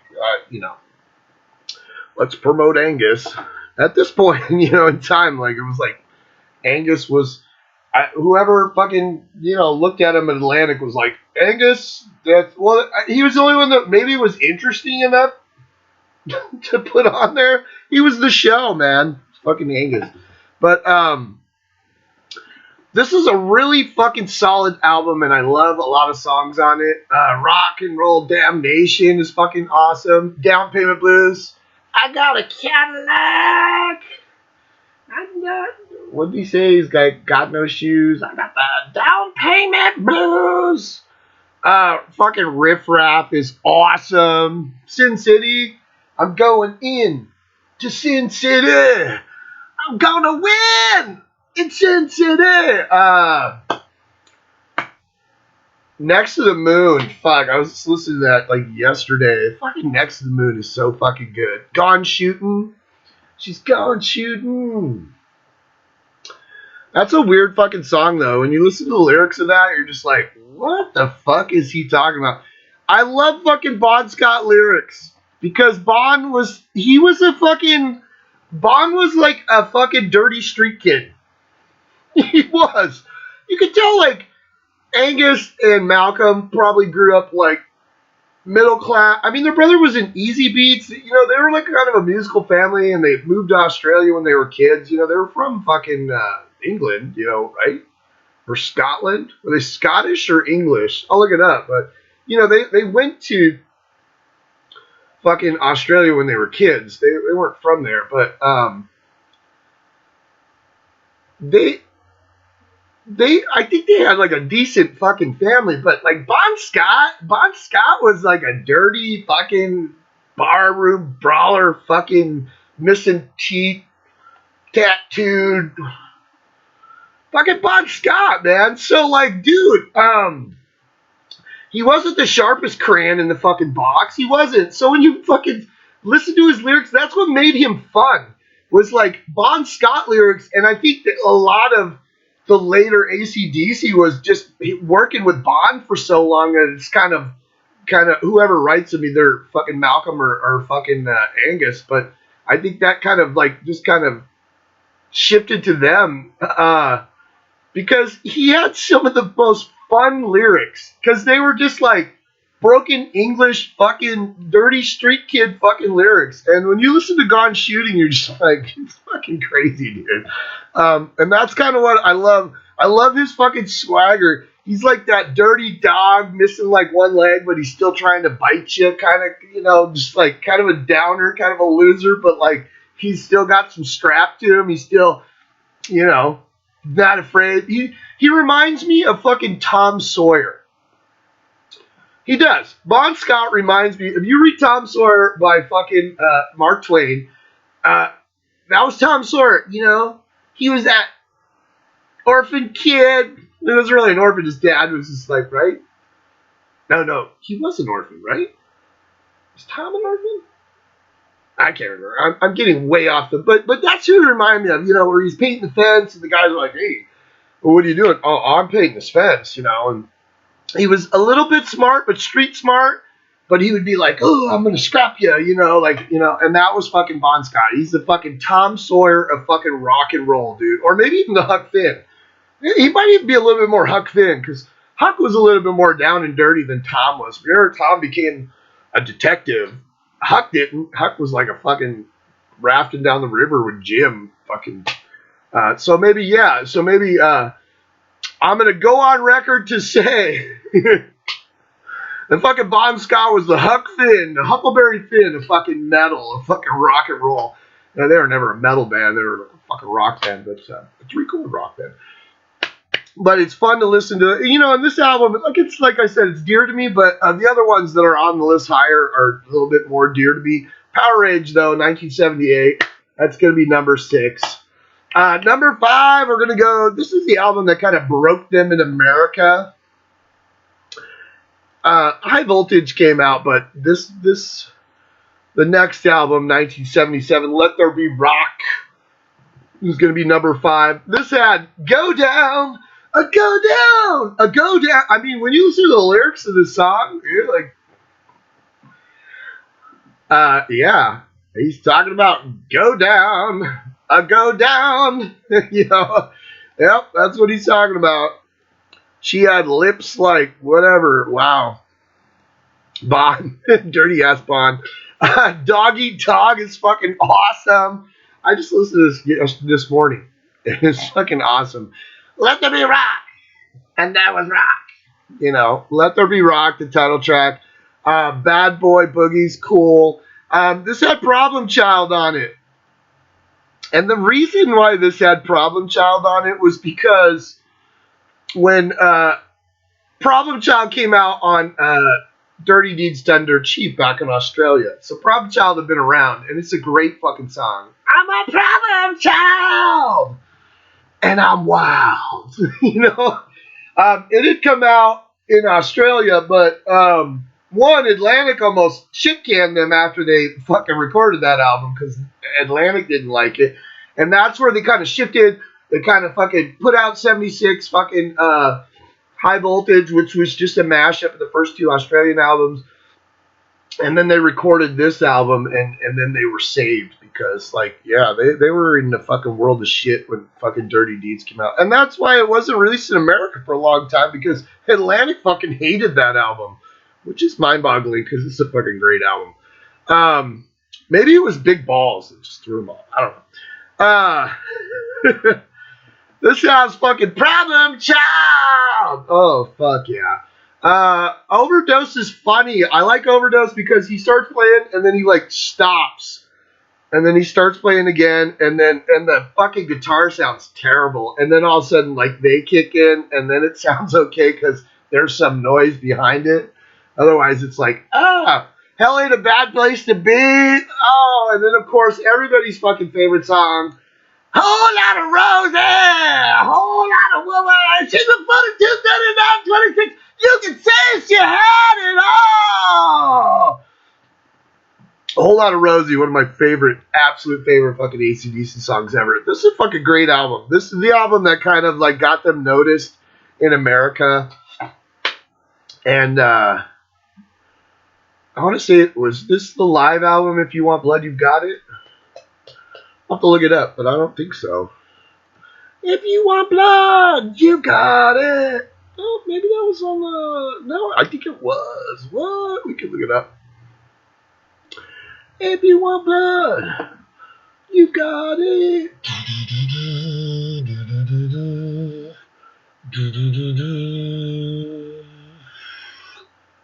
No, If You Want Blood, You've Got It was up on Power Age. Power Age. right? If you want blood, you got it. Which is a song off of, yeah. Okay. So that was number 5 was Let There Be Rock. And there was rock. Let there be roll. All right, that brings us to number 4. And number 4, like I said before, I'm going to put both these albums together because it's mystifying. Now, in 1976, they came out with an album called Dirty Deeds Done Dirt Cheap. It had that drawing where they're in a pool hall and Bon Scott has this big giant arm. He looks like Popeye, and then Angus is standing over the corner. Came out with this album. Atlantic heard it, and they were like, fuck you. They literally almost got fired for this album, and I don't know why, because it's a fucking great album. So they put it out, but they only put it out in Australia. So years and years and years later, they finally came out with it in the States. I'm going to put both of them because they're both really cool. This had the original version of Problem Child. So the 76 Australian version had Dirty Deeds Done Dirt Cheap, was a little longer than the one that ended up on the 81. The 81 one is the one we all know because we're fucking in America. Dirty Deeds, the original track, it's like a couple seconds longer, but like you could definitely hear like on the outro, like chorus, Bond sings it a little differently. It's got Ain't No Fun, Waiting Around to Be a Millionaire. It's got There's Gonna Be Some Rockin'. There's Gonna Be Some Rockin'. It's got Problem Child, like I said. It's got Squealer. It's got Big Balls. It's got R.I.P. Rock in Peace, which got removed, and then it had Ride On, and then it had Jailbreak. So that's the Australian version. I didn't have that version when I was a kid. I had the other version, the 81 version, which came out after Bond was dead. And it had that weird cover where they're all standing out in front of this like motel, like 1970s motel, and there's a bunch of different people, and they all have these little black things across their face. That version was Dirty Deeds Done Dirt Cheap, and then they took off R.I.P. and they took off was it just R.I.P.? They took off R.I.P. and Jailbreak, and they put on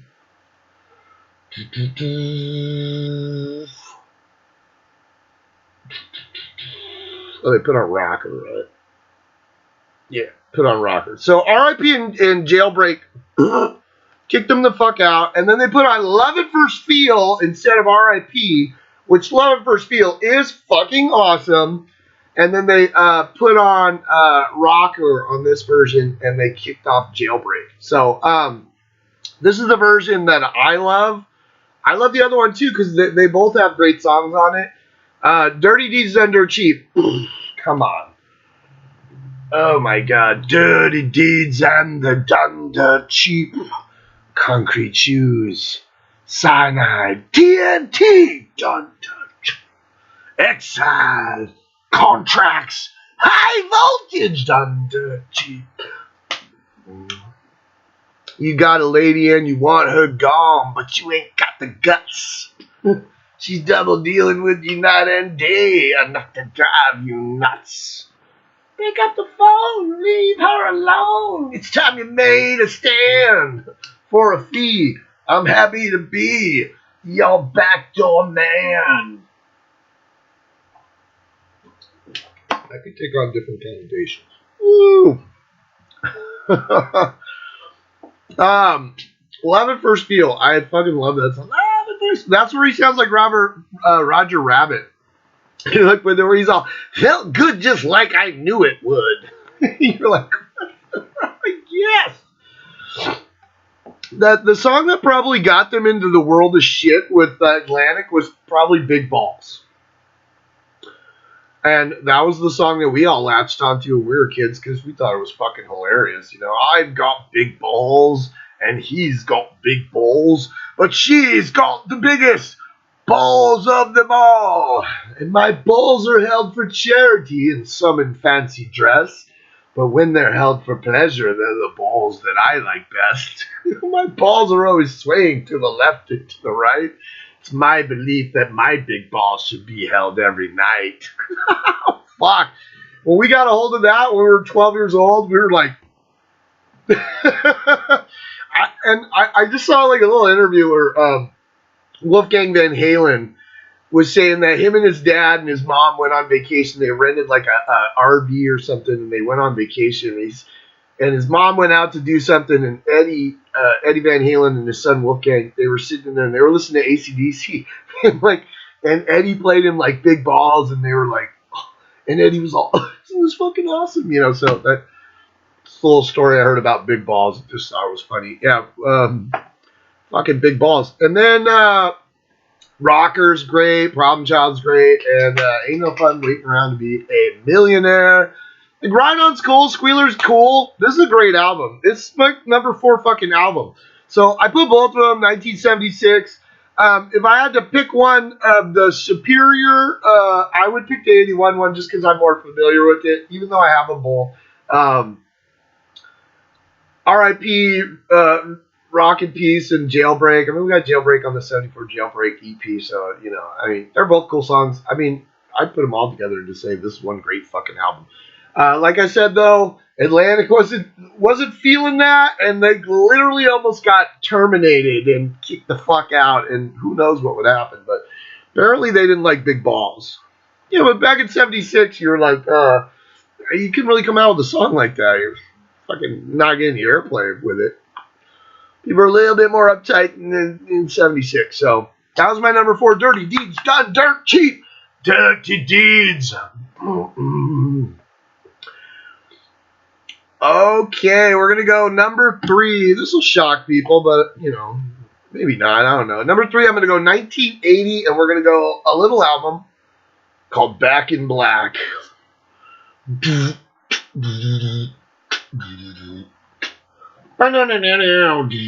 Oh my fucking god. So, coming off the heels of 1979's fucking Highway to Hell, which actually put, AC/DC was starting to gain momentum and fucking being, big and big and bigger and bigger and bigger. And then Bon Scott fucking dies. They find him in a fucking car outside of his buddy's house, and he's fucking dead. Okay. Fuck!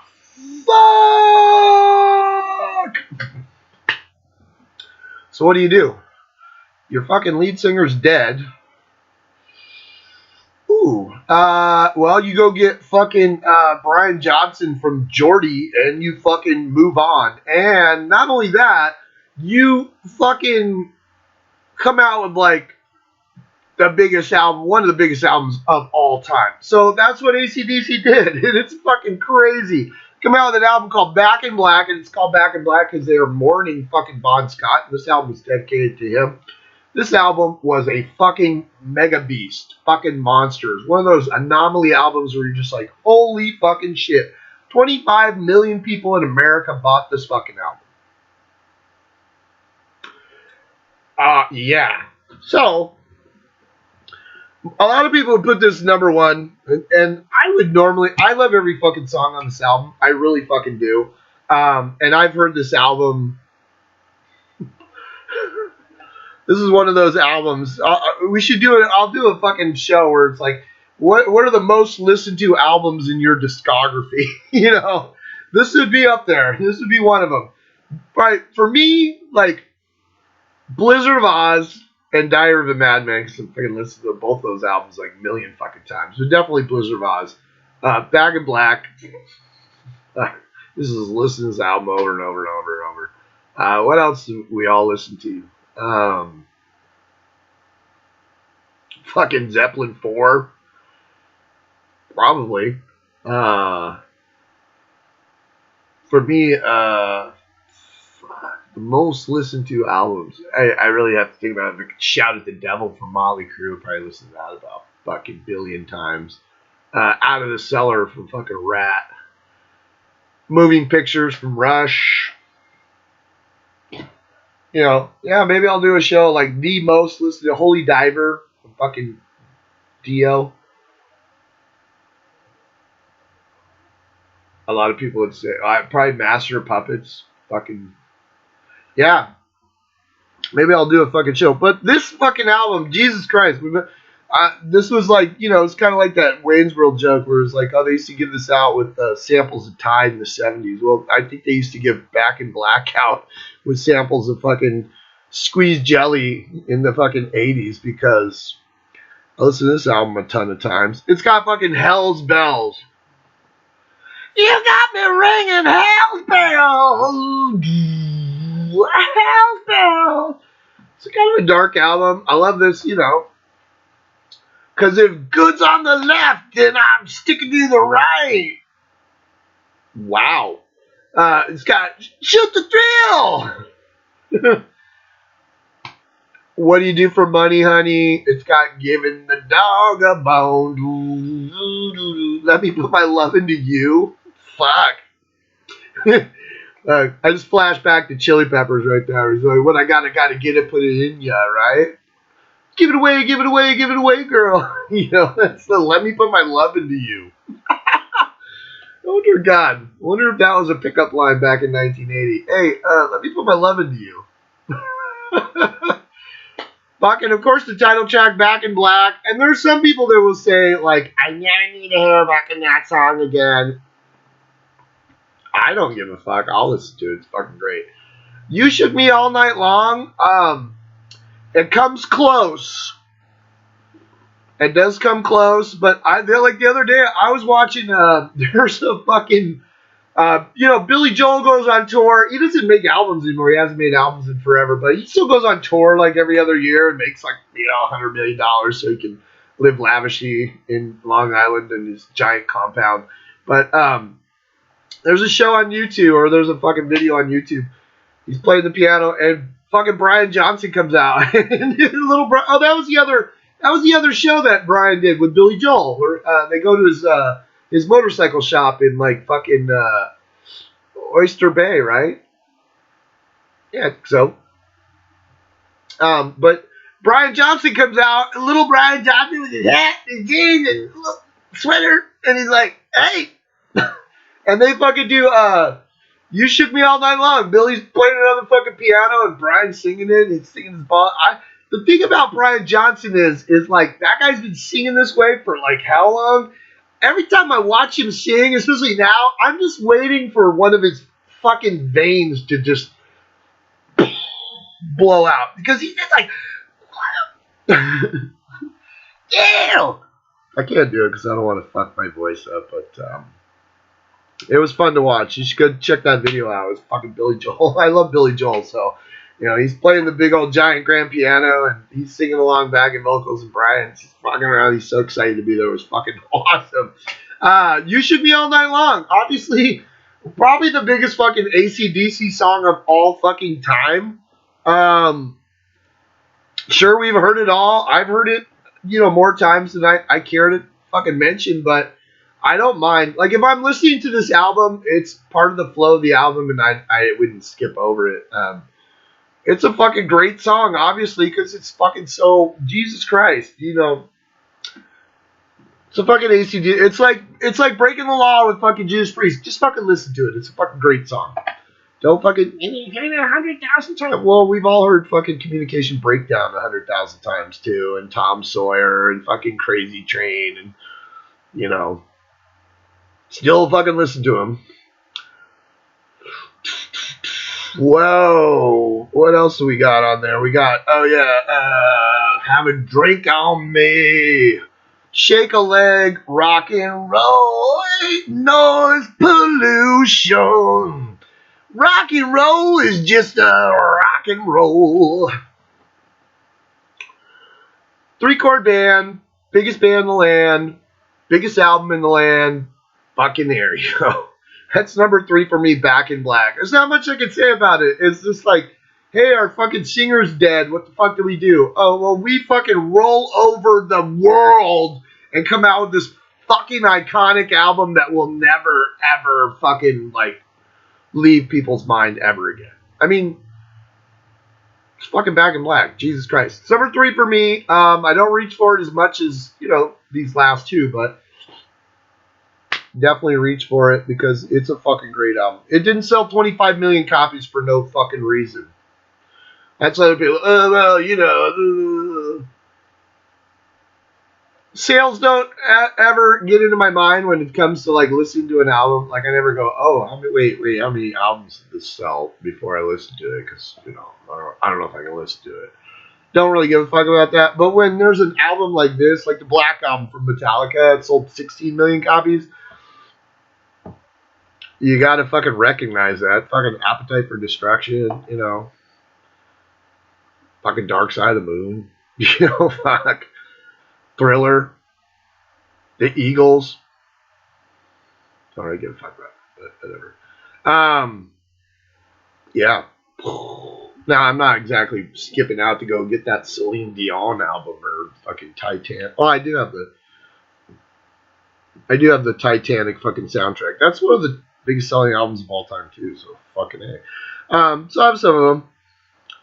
This morning, though, I was listening to fucking, what was I listening to? Oh, no, last night, before I went to bed, I was bored, and I was just kind of doing some stuff, kind of going over my notes for my AC/DC show, and I was like, I was burned out on AC/DC. I was like, I listen to AC/DC. You can only listen to so much AC/DC in like an 8 or 10 hour period where you're just like, fuck.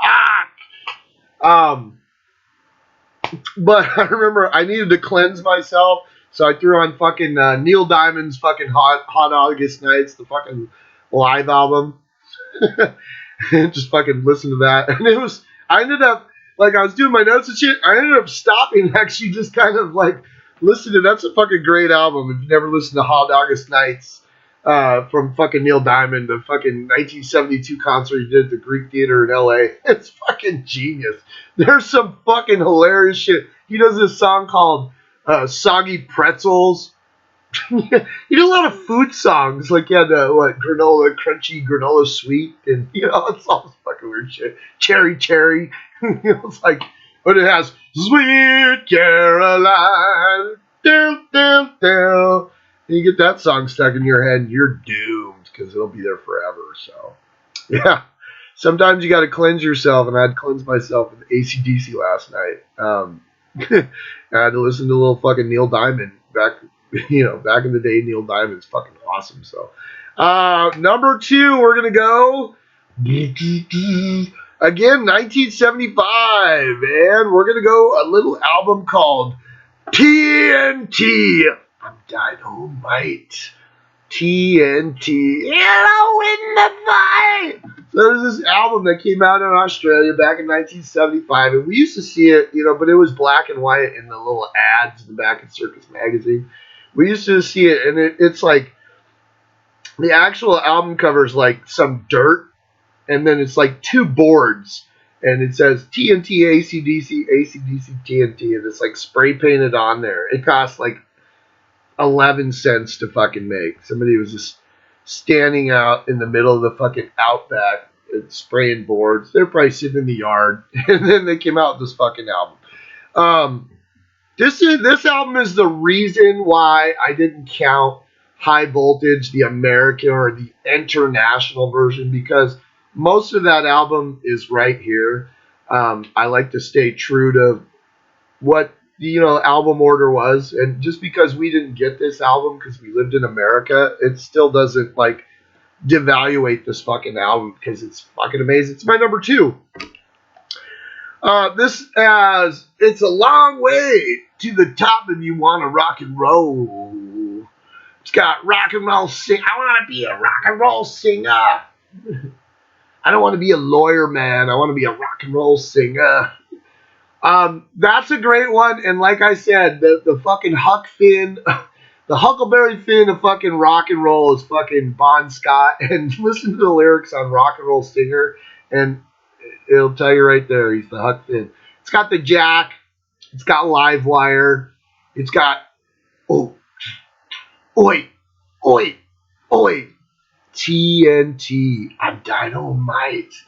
TNT, and I'll win my fights. TNT, oh, I'm a power load. TNT,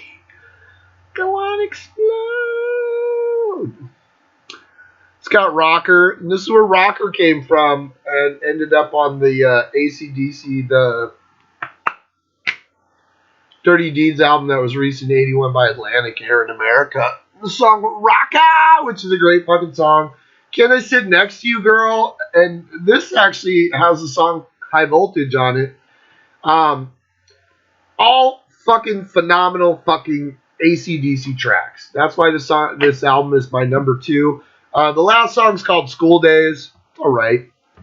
It's one of those lost gems that didn't make anything. Fuck, this is fucking vintage AC/DC. This is AC/DC's second album, and like, you know what? I rated High Voltage back at number 13, but the reason why I rated the second one is because it's just fucking night and day. It's so flawless, and it's fucking great. And I want to say,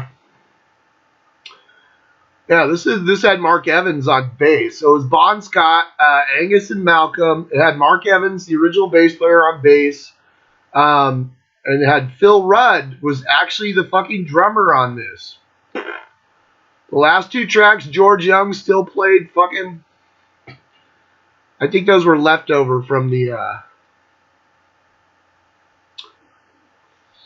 I think the last 2 tracks were leftovers from the first album, because High Voltage and School Days. School Days is a Chuck Berry song, we all know that. But those 2 tracks, I think they were leftover from the first sessions, and that's why it's kind of funny, because they're not my total favorites. But yeah, Phil Rudd's finally in the band. So it's Mark Evans, their first bass player, which he kind of got shit canned because they said like he didn't really Angus really didn't get along with him. He kind of felt like he was like wasn't really like a big contributor, which is funny because those 3 guys are the ones that wrote all the music. But there was some friction there, and it was like it was Angus's band, Angus and Malcolm's band, and I guess if you didn't get along with one of them, you hit the fucking road. So Mark Evans, yeah, bummer. All right, that leads us to number 1, and obviously you could guess what the fuck it is. The funny thing is I like more tracks off of Back in Black than I do off of Highway to Hell, which is number 1, 1979's Highway to Hell. But I listen to Highway to Hell more. Nowadays, I listen to Highway to Hell more.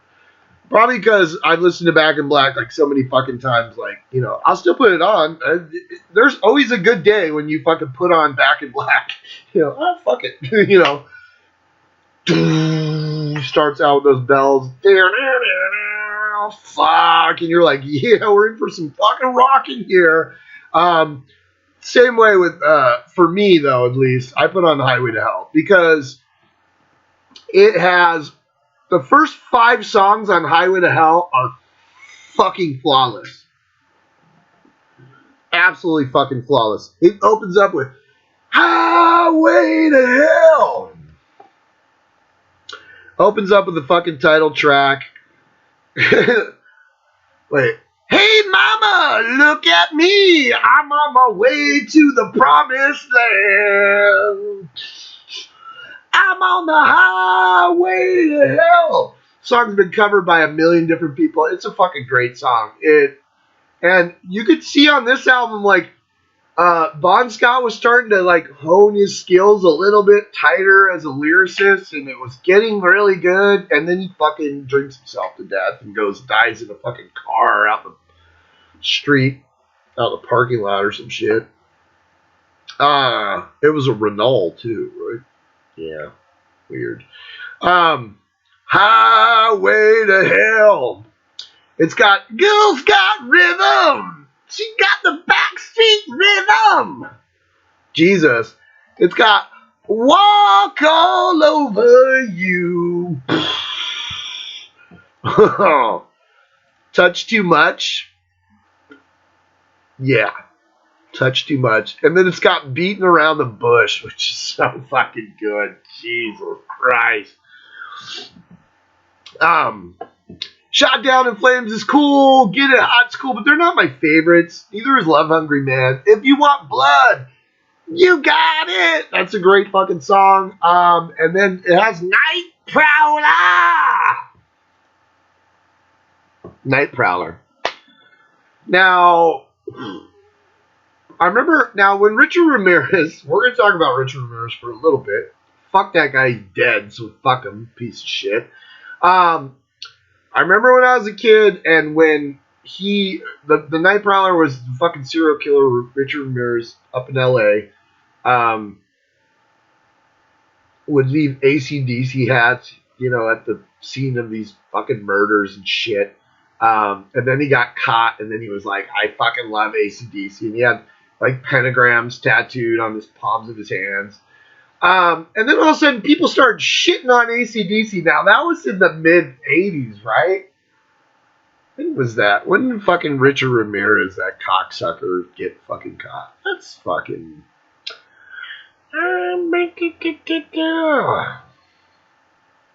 Bow, bow, bow. It certainly wasn't in 1979, so...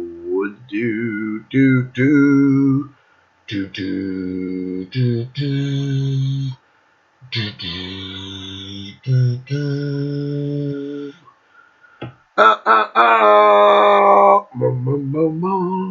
1985, and see, that was another thing that kind of, I believe, kind of hurt them on Fly on the Wall, was the whole Richard Ramirez fucking thing.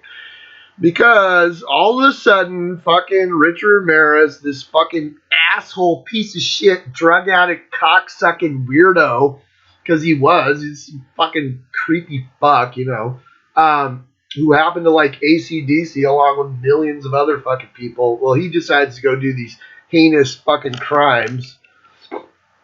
And then he gets, he starts leaving like AC/DC. He left one scene, he left like AC/DC out. Anyways, he gets popped and he's like, oh, I love AC/DC. I love that song Night Stalker. And then that's why they kind of called him the Night Stalker, because he loved that fucking song. Now, the song's about a kid sneaking into his girlfriend's room to like bang, with the parents asleep. It wasn't about, I'm going to come in and fucking slit your throat or beat you to death with a fucking pipe or whatever the fuck that asshole did.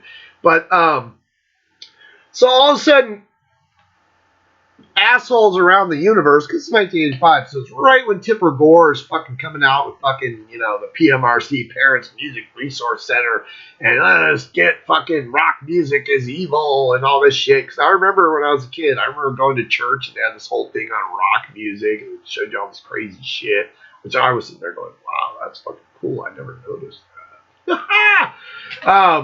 Kind of made me more interested in it, not afraid of it. Like, get your fucking torches and pitchforks. And that's kind of what they did. So all of a sudden AC/DC got this bad fucking rep because some fucking asshole decides to rep them as his favorite band. And now all of a sudden it's AC/DC's fucking fault. It's just ludicrous. Just like with Judas Priest, with them, they had to go to court because these two dumb fuck kids decided to shoot their faces off. One of them died. Well, they both died, but one didn't die until days later. Because, they were listening to Stay in Class, and they were listening to Better Than You, Better by You, Better Than Me, which is a Spooky Tooth song, so I don't understand why they didn't go after fucking Spooky Tooth. But, and then, the same shit with Ozzy. Some fucking kid fucking offs himself, so he ends up in court. And the thing is like, you always want to push the blame at somebody else. Oh, it's their fault. No, it's not. Everybody needs to take fucking personal responsibility for their own fucking actions. Those people who went after Judas Priest and Ozzy because their kids killed themselves, well, you're bad parents. Bottom fucking line, you're bad fucking parents. Don't fucking blame Ozzy. He's not their father. Don't blame Judas Priest. Don't blame fucking AC/DC because this piece of shit went out and fucking offed a bunch of people. Don't blame the fucking Beatles for Charles Manson. Are you fucking, these people are all responsible for their own actions. These kids off themselves because obviously they were depressed and they were having shitty fucking time, and their parents didn't notice because it's not like your kid's not just like normal. And then he rolls into his room, listens to a song, and blows his fucking brains out. Like, that shit doesn't happen. There's fucking signs, and obviously as a parent, you should be tuned into your kids and figure out what the fuck's going on in their life, It's not like, hey, let's... And it's funny because I grew up listening to all these songs that these assholes fucking did, and I'm still fucking here, so, Same with fucking Night Stalker, Richard Ramirez getting all this fucking publicity and trying to be creepy, and then for years all these fucking hookers and shit were like trying to bang him and shit, and he got off. Or no, he fucking died of whatever. Fucking piece of shit, he can burn in hell. Fuck that guy. But AC/DC got a lot of flack, and then all of a sudden, AC/DC, Antichrist, Devil's Child. That shit came out in '85, and I remember it was like Kiss. It was like Kings and Satan Service. Like, Rush ruled under Satan's hand. You know, like, are you fucking kidding me? You know, I wish all that shit was real. I wish AC/DC would like, you know, was that fucking evil that they were, you know, that was real. But it's not. It's all made up. It was like Wasp. Remember, it was Wasp was the band, and then they put periods after WASP, and then everybody thought it stood for We Are Sexual Perverts or We Are Sexually Perverted. It did not. It was a fucking the bug, the wasp, and then Blackie Lawless just put dots on it to fuck with people, and then all of a sudden everybody started reading into it. You can read into anything. All of a sudden AC/DC were like fucking Satanists, and it was funny because I read an interview and they're like, Angus is all, I can't remember the last Black Mass I went to, you know. he fucking, because it's like, fuck, are you serious? Come on, fuck that. You know, this album is fucking amazing. Now, what people don't realize, because a lot of people don't get to that last song because, God forbid, they might go out and fucking murder a bunch of people because they listen to fucking Night Stalker. I'm your Night Stalker. I come in the night, right? Or whatever. Don't fucking go murder people. Come on, people. Show a little respect. Don't do that shit. Because if you listen all the way through, you'll get the final message of this album. Because the last words on this fucking album, Bon Scott's last words to us, Shazbot Nanu Nanu. Or was it Nanu Nanu Shazbot? Let me look it up real quick. The funniest thing about this fucking album is I used to go on walks all the time, and I put my iPod on, and then I would go and fucking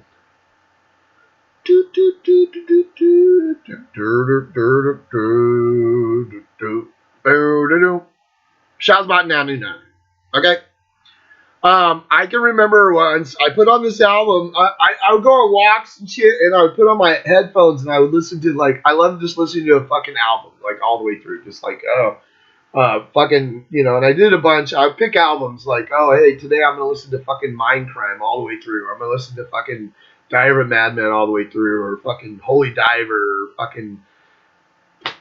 fucking Number the Beast or something, you know, something that I hadn't heard in a while. That was one of my favorite albums. Put it on, kind of rediscovered as you just walk in and fucking, you know, being in tune with the fucking music and shit. And this was one of them. I was like, fuck, I gotta put on fucking Highway to Hell. And I remember listening to it, got through the whole album, and get to the last part, and I remember I'm walking, and then all of a sudden, like, it kicks in, and it's like, Shazbot Nanu Nanu. And I was like, what the fuck?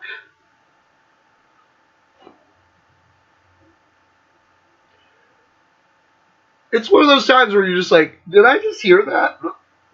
Play that back. What the fuck? You know? Was not aware of that.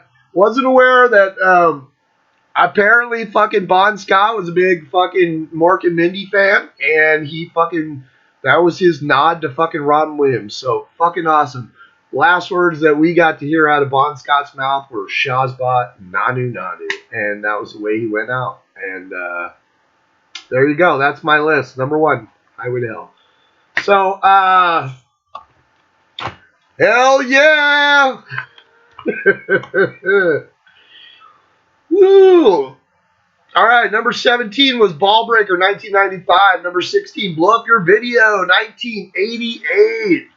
Number 5, Stiff Upper Lip, 2000. 14 was Razor's Edge, or The Razor's Edge with no apostrophe. Somebody send a memo to that fucker who wrote that on the album cover. Put an apostrophe on it. That was 1990. That was the Bon Jovi fucking Razor's Edge. Bruce Fairbairn. Number 13 was the original High Voltage, the Australian version from 1975. Number 12, Power Up from 2020. Yes, come to save us all from a pandemic. Number 11, For Those About to Rock, We Salute You from 1981. Number 10, Flick of the Switch from 1983. Number 9, Rock or Bust from 2014. Fucking solid fucking album. Put it in, listen to it. Look at that little lenticular cover and lose your fucking mind.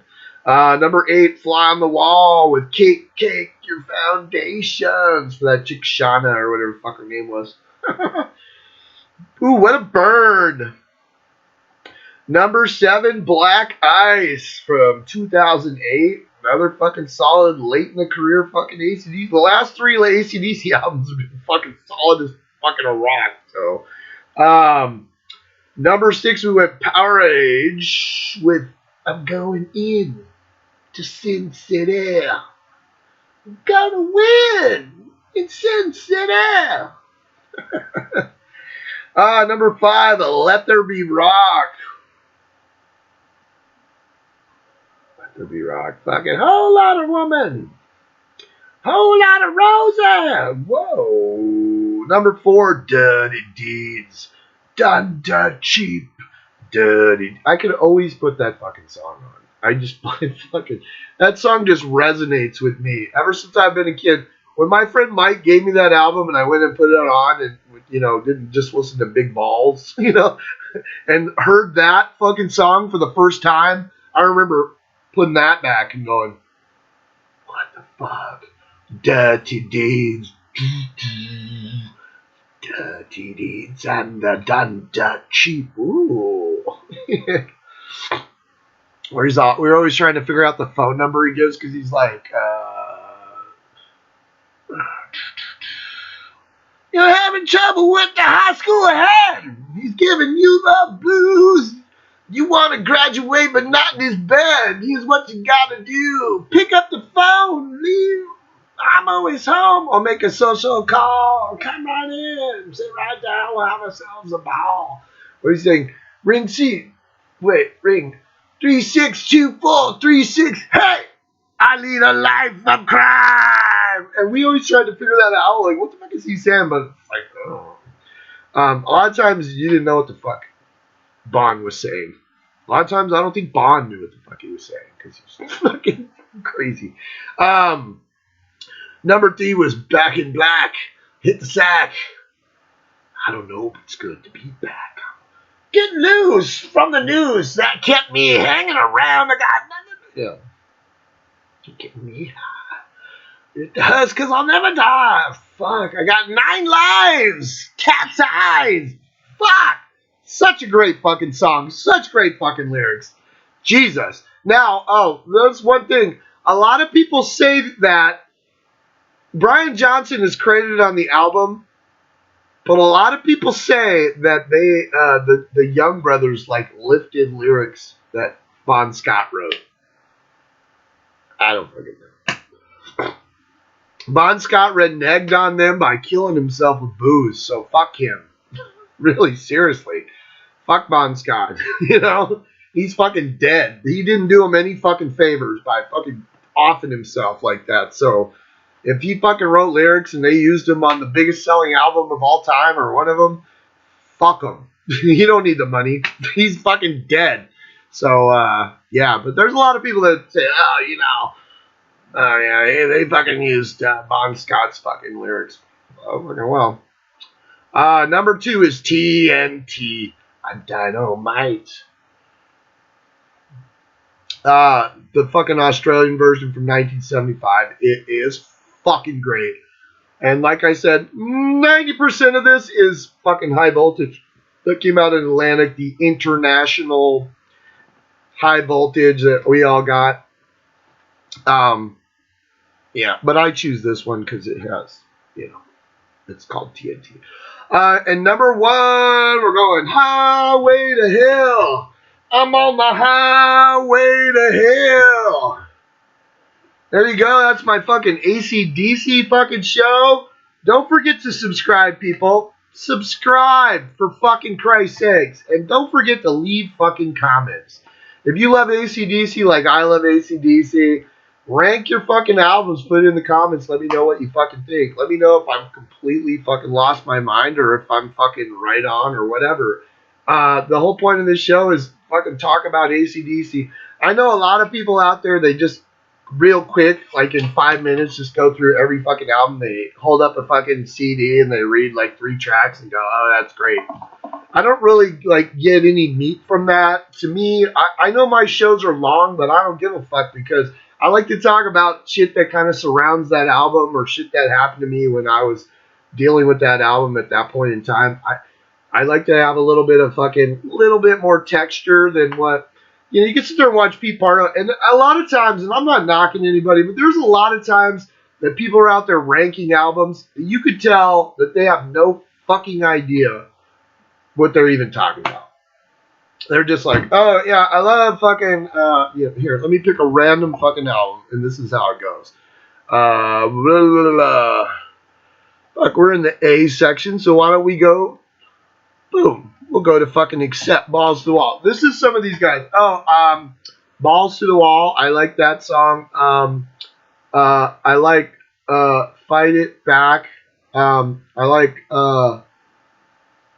Love Child's good. Losers and Winners and Winter Dreams. I love that album. It's so good. That's my number 7. Okay, by Accept. I just don't like that because, dude, honestly, you can fucking tell. There's a lot of times that even Pete Pardo does it where I can tell, like, he's sitting there reading it and you're like, dude, you have, right now, you have in your mind no fucking memory of this album whatsoever. Zero. That's why at least I go through and I read, some of these albums I haven't listened to in a while. I'll go back and rediscover them. Like the early ACD, or the early stuff on my list, like Ball Breaker and fucking Blow Up Your Video and Stiff Upper Lip. I don't listen to those fucking albums very often. So, like, yeah, I had to go back and listen to them and say, oh, yeah.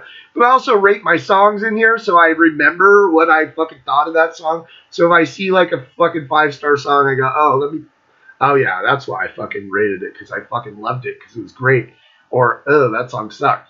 So, I could be one of those guys and sit down for 5 fucking minutes and be like, okay, that's my AC/DC show. All right, fucking rock on, everybody. Have a great day. I could fucking do that, but I don't like to do that. So, I like to fucking talk about fucking music and shit. So that's the way I do it. So yeah, everybody have a metal fucking day. Oh, let me just real quick. Okay, so this morning, I guess about 3 days ago, this is kind of a funny story. 3 days ago, I guess Vince Neil from Motley Crue, he performed at some show in like Iowa or something. It's on fucking YouTube. Look it up. I just saw there's a guy named Greg Renoff that wrote a couple of Van Halen books. He wrote Van Halen Rising, and then he wrote the Ted Templeman book about Ted Templeman, the fucking producer, like, Van Halen and shit. I followed Greg. I kind of met him at the NAMM show one year, and I've been following him, and I was following him on Twitter, and he always does some fun stuff. He's a huge fucking Van Halen fan, obviously. But he posted this thing, and I was looking at it, and so you click on this video, and it's like Vince Neil, and he's on stage, and he's like starts to sing, and it's like girls, girls, girls, and his voice is gone, shot, and he's just like, and then he's like, I'm sorry, we've been doing this, whatever, I gotta go, and then he's like, sorry, and then he just like walks off stage, and this band, and they're sitting there still singing, girls, girls, girls, and you can tell it's like a backing track or something, and it's funny because Motley Crue's going on this big stadium tour with Def Leppard, and it's fucking Def Leppard, Poison, Joan Jett and the Blackhearts, right? And it was supposed to be last year, but COVID hit, so then it was supposed to be this year, and now it's been postponed to 2022. I'll be fucking dead by the time this comes around. But anyways, there's all these bullshit fucking things in the media where they're like, oh, and even Nikki Sixx and some of these guys, they perpetuate this fucking bullshit, but they're like, oh yeah, Vince is fucking working out with a personal trainer, and we're all taking this super serious and blah blah blah blah blah. Watch the fucking videos, because there's more than one song. That was like the last song that he did, and he walked the fuck off stage. But it was dark by then, and he started when it was had some sunlight out there, so I don't know how big of a set he did, but there's definitely a video for Live Wire, and he actually sings that, and he actually sounded terrible. But for Vince Neil, he sounded a little better than like when I saw him like 6 years ago. I saw him in 2015 on the final tour, and he was fucking awful. So he sounded like a little bit better because he was actually singing some of the fucking words. And there was another song on there, and I can't remember what it was, but everybody is like they post all this shit like, oh my god, you should see Vince Neil. He's not. He comes out, he's got this fucking giant belly, and he's like, and the weird thing about Vince is like, I don't know what the fuck he's singing. Like, you're listening to the fucking songs, and you're like, okay, dude, you've been singing these songs, some of them for 40 fucking years. Like, the stuff from the first album is 40 years old. The other one was Looks That Kill. That was the other one. Now, his backing band, they come up and they're singing like, they're singing great. Because that was the thing is, the beginning of the song, I think it was Looks That Kill, the guitar player was singing, and then Vince came out, and then they were going, because Vince had to go, I don't know, he had to go take a shot for his diabetes or something. I don't fucking know. But it was fucking awful. And it's funny because all these people were like, oh, wait, I thought he was getting into shape. Like, yeah, Vince Neil's not in shape, people. And the weird thing about it is you watch it, and he's so unprofessional because half the time, I don't even know what the fuck he's singing. He's making fucking lyrics up. Like, he's kind of just singing something that sounds like phonetically like what was on the fucking song, but it makes no sense. Like, you see all those videos where they post all this weird shit where he says it's totally fucking hilarious. But, dude, it's mind-blowing because you're just like, people paid money to see this. Like, dude, how do you, first of all, why? I mean, do you need the money? How much fucking money? Vince still has money, dude. I mean, they made a ton of money off that reunion tour. And he obviously doesn't have a huge fucking coke habit because he's not skinny. He's badass. Maybe he has this huge burrito fucking. Some people are calling him like Vince Neil. It's fucking terrible. But hey, people are gonna make fun of you, and you know why? Because you're putting on a shitty show. You shouldn't even be up there. You don't even understand the fucking lyrics, or you're not even singing words that make sense, and you can't sing. And then you just fucking, that's it, and then you just walk off stage, leave your fucking band, like, going, oh, girls, girls, girls, where the fuck did he go? Girls, girls, girls, what the fuck do we do? It was fucking crazy. It was at some, like, fucking, I don't know what it was. It looked like a pretty decent sized crowd, but, it was in, like, Iowa or something, so it was probably at, like, the State Fair, or, the Cornhuskers Grange, something like that. But yeah, I just wanted to throw that out there. So kind of fucking head scratching and perplexing. Hopefully though, AC/DC finally gets to come and tour their fucking album that they came out with last year.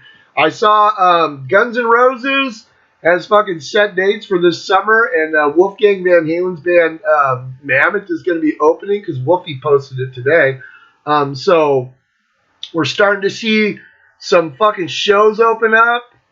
That was the only good thing about that Vince Neil show is like, oh, fuck, there was actually a crowd there, and, nobody was wearing masks, and everybody was fucking trying to rock out. But even in the video, though, you could see these people are looking around, like, perplexed. Just like, what the fuck is he saying? It's just, what the fuck? So yeah, Guns N' Roses. They're not coming to San Diego. Fuck you, Guns N' Roses. Go everywhere else. Oh, I'm not going to go to San Diego. Well, we have a big fucking giant stadium you can play, you fuckers. Asshole. They came here last time, so I don't know why they didn't come. Maybe these are like the extra dates that didn't get to finish out or something. I don't fucking know, but it says we're fucking back tour, so we're effing back. It's like, I'm gonna milk that. Oh yeah, look, come out with a fucking album, you know? Fuck, at least fucking tour something and not fucking playing the greatest hits. You're not getting any better as age goes on, you know. Judas Priest is, obviously AC/DC is, but Guns N' Roses is not. I don't know why they don't come out with an album. Well, probably because it's not really actually, you know, the original Guns N' Roses. It'd be nice if they could get Izzy the fuck back in the band. I don't think he has any interest in that, so. I know fucking Adler does. Adler's fucking chomping at the bit. I think he played some songs with them live. It's like, oh, I really want to get back with the guys in Guns N' Roses because they're fucking amazing. So yeah, it'll be cool to see what opens up. It'll be great to see fucking AC/DC tour fucking Power Up, and hopefully they'll come here and go fucking check them out. Take my chick who's never been to a fucking AC/DC concert. Fucking awesome. But they put on kind of like the same show like every time. I could say that. I saw them a couple of times over the years, and I want to say I'm pretty sure I saw them on Black Ice. Let me look that up. I'm gonna look that up, but I'm pretty sure I saw them on Black Ice.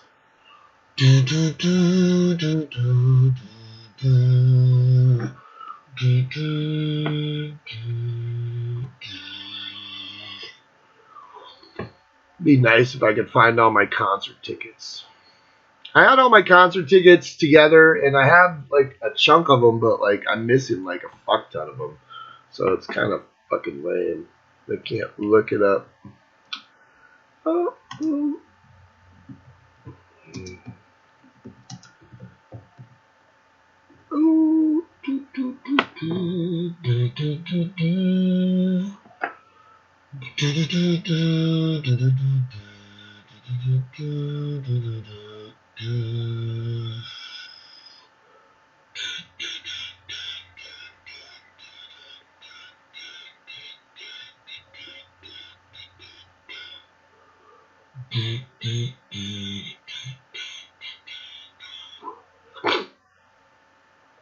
No, I don't think I did see him on this fucking tour. Did I? Foxborough. Yeah, I did. There it is. It was like the second leg of the tour, yeah.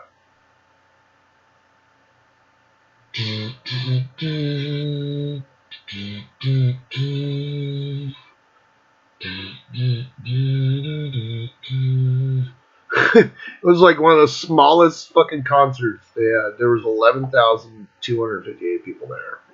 Jesus. September 6th, 2009. Yeah.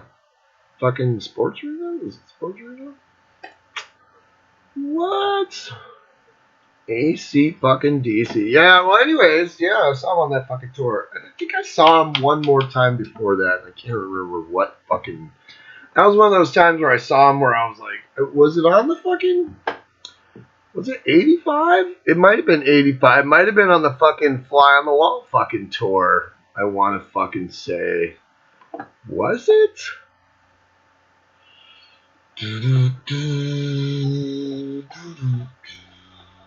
That's my AC/DC albums fucking ranked for you in not chronological, in my metalogical order. Yeah, metalogical, fucking A. So, AC/DC, yeah, go on and listen to some fucking AC/DC today. I've had my fucking fill, but I'll always fucking put on AC/DC because they always make me fucking smile. They got some fucking great songs. Been around forever. They always come out with a fucking hard rocking fucking album. It really have never fucking disappointed me. So, there you go. That's my fucking AC/DC albums. Everybody stay metal. Yeah.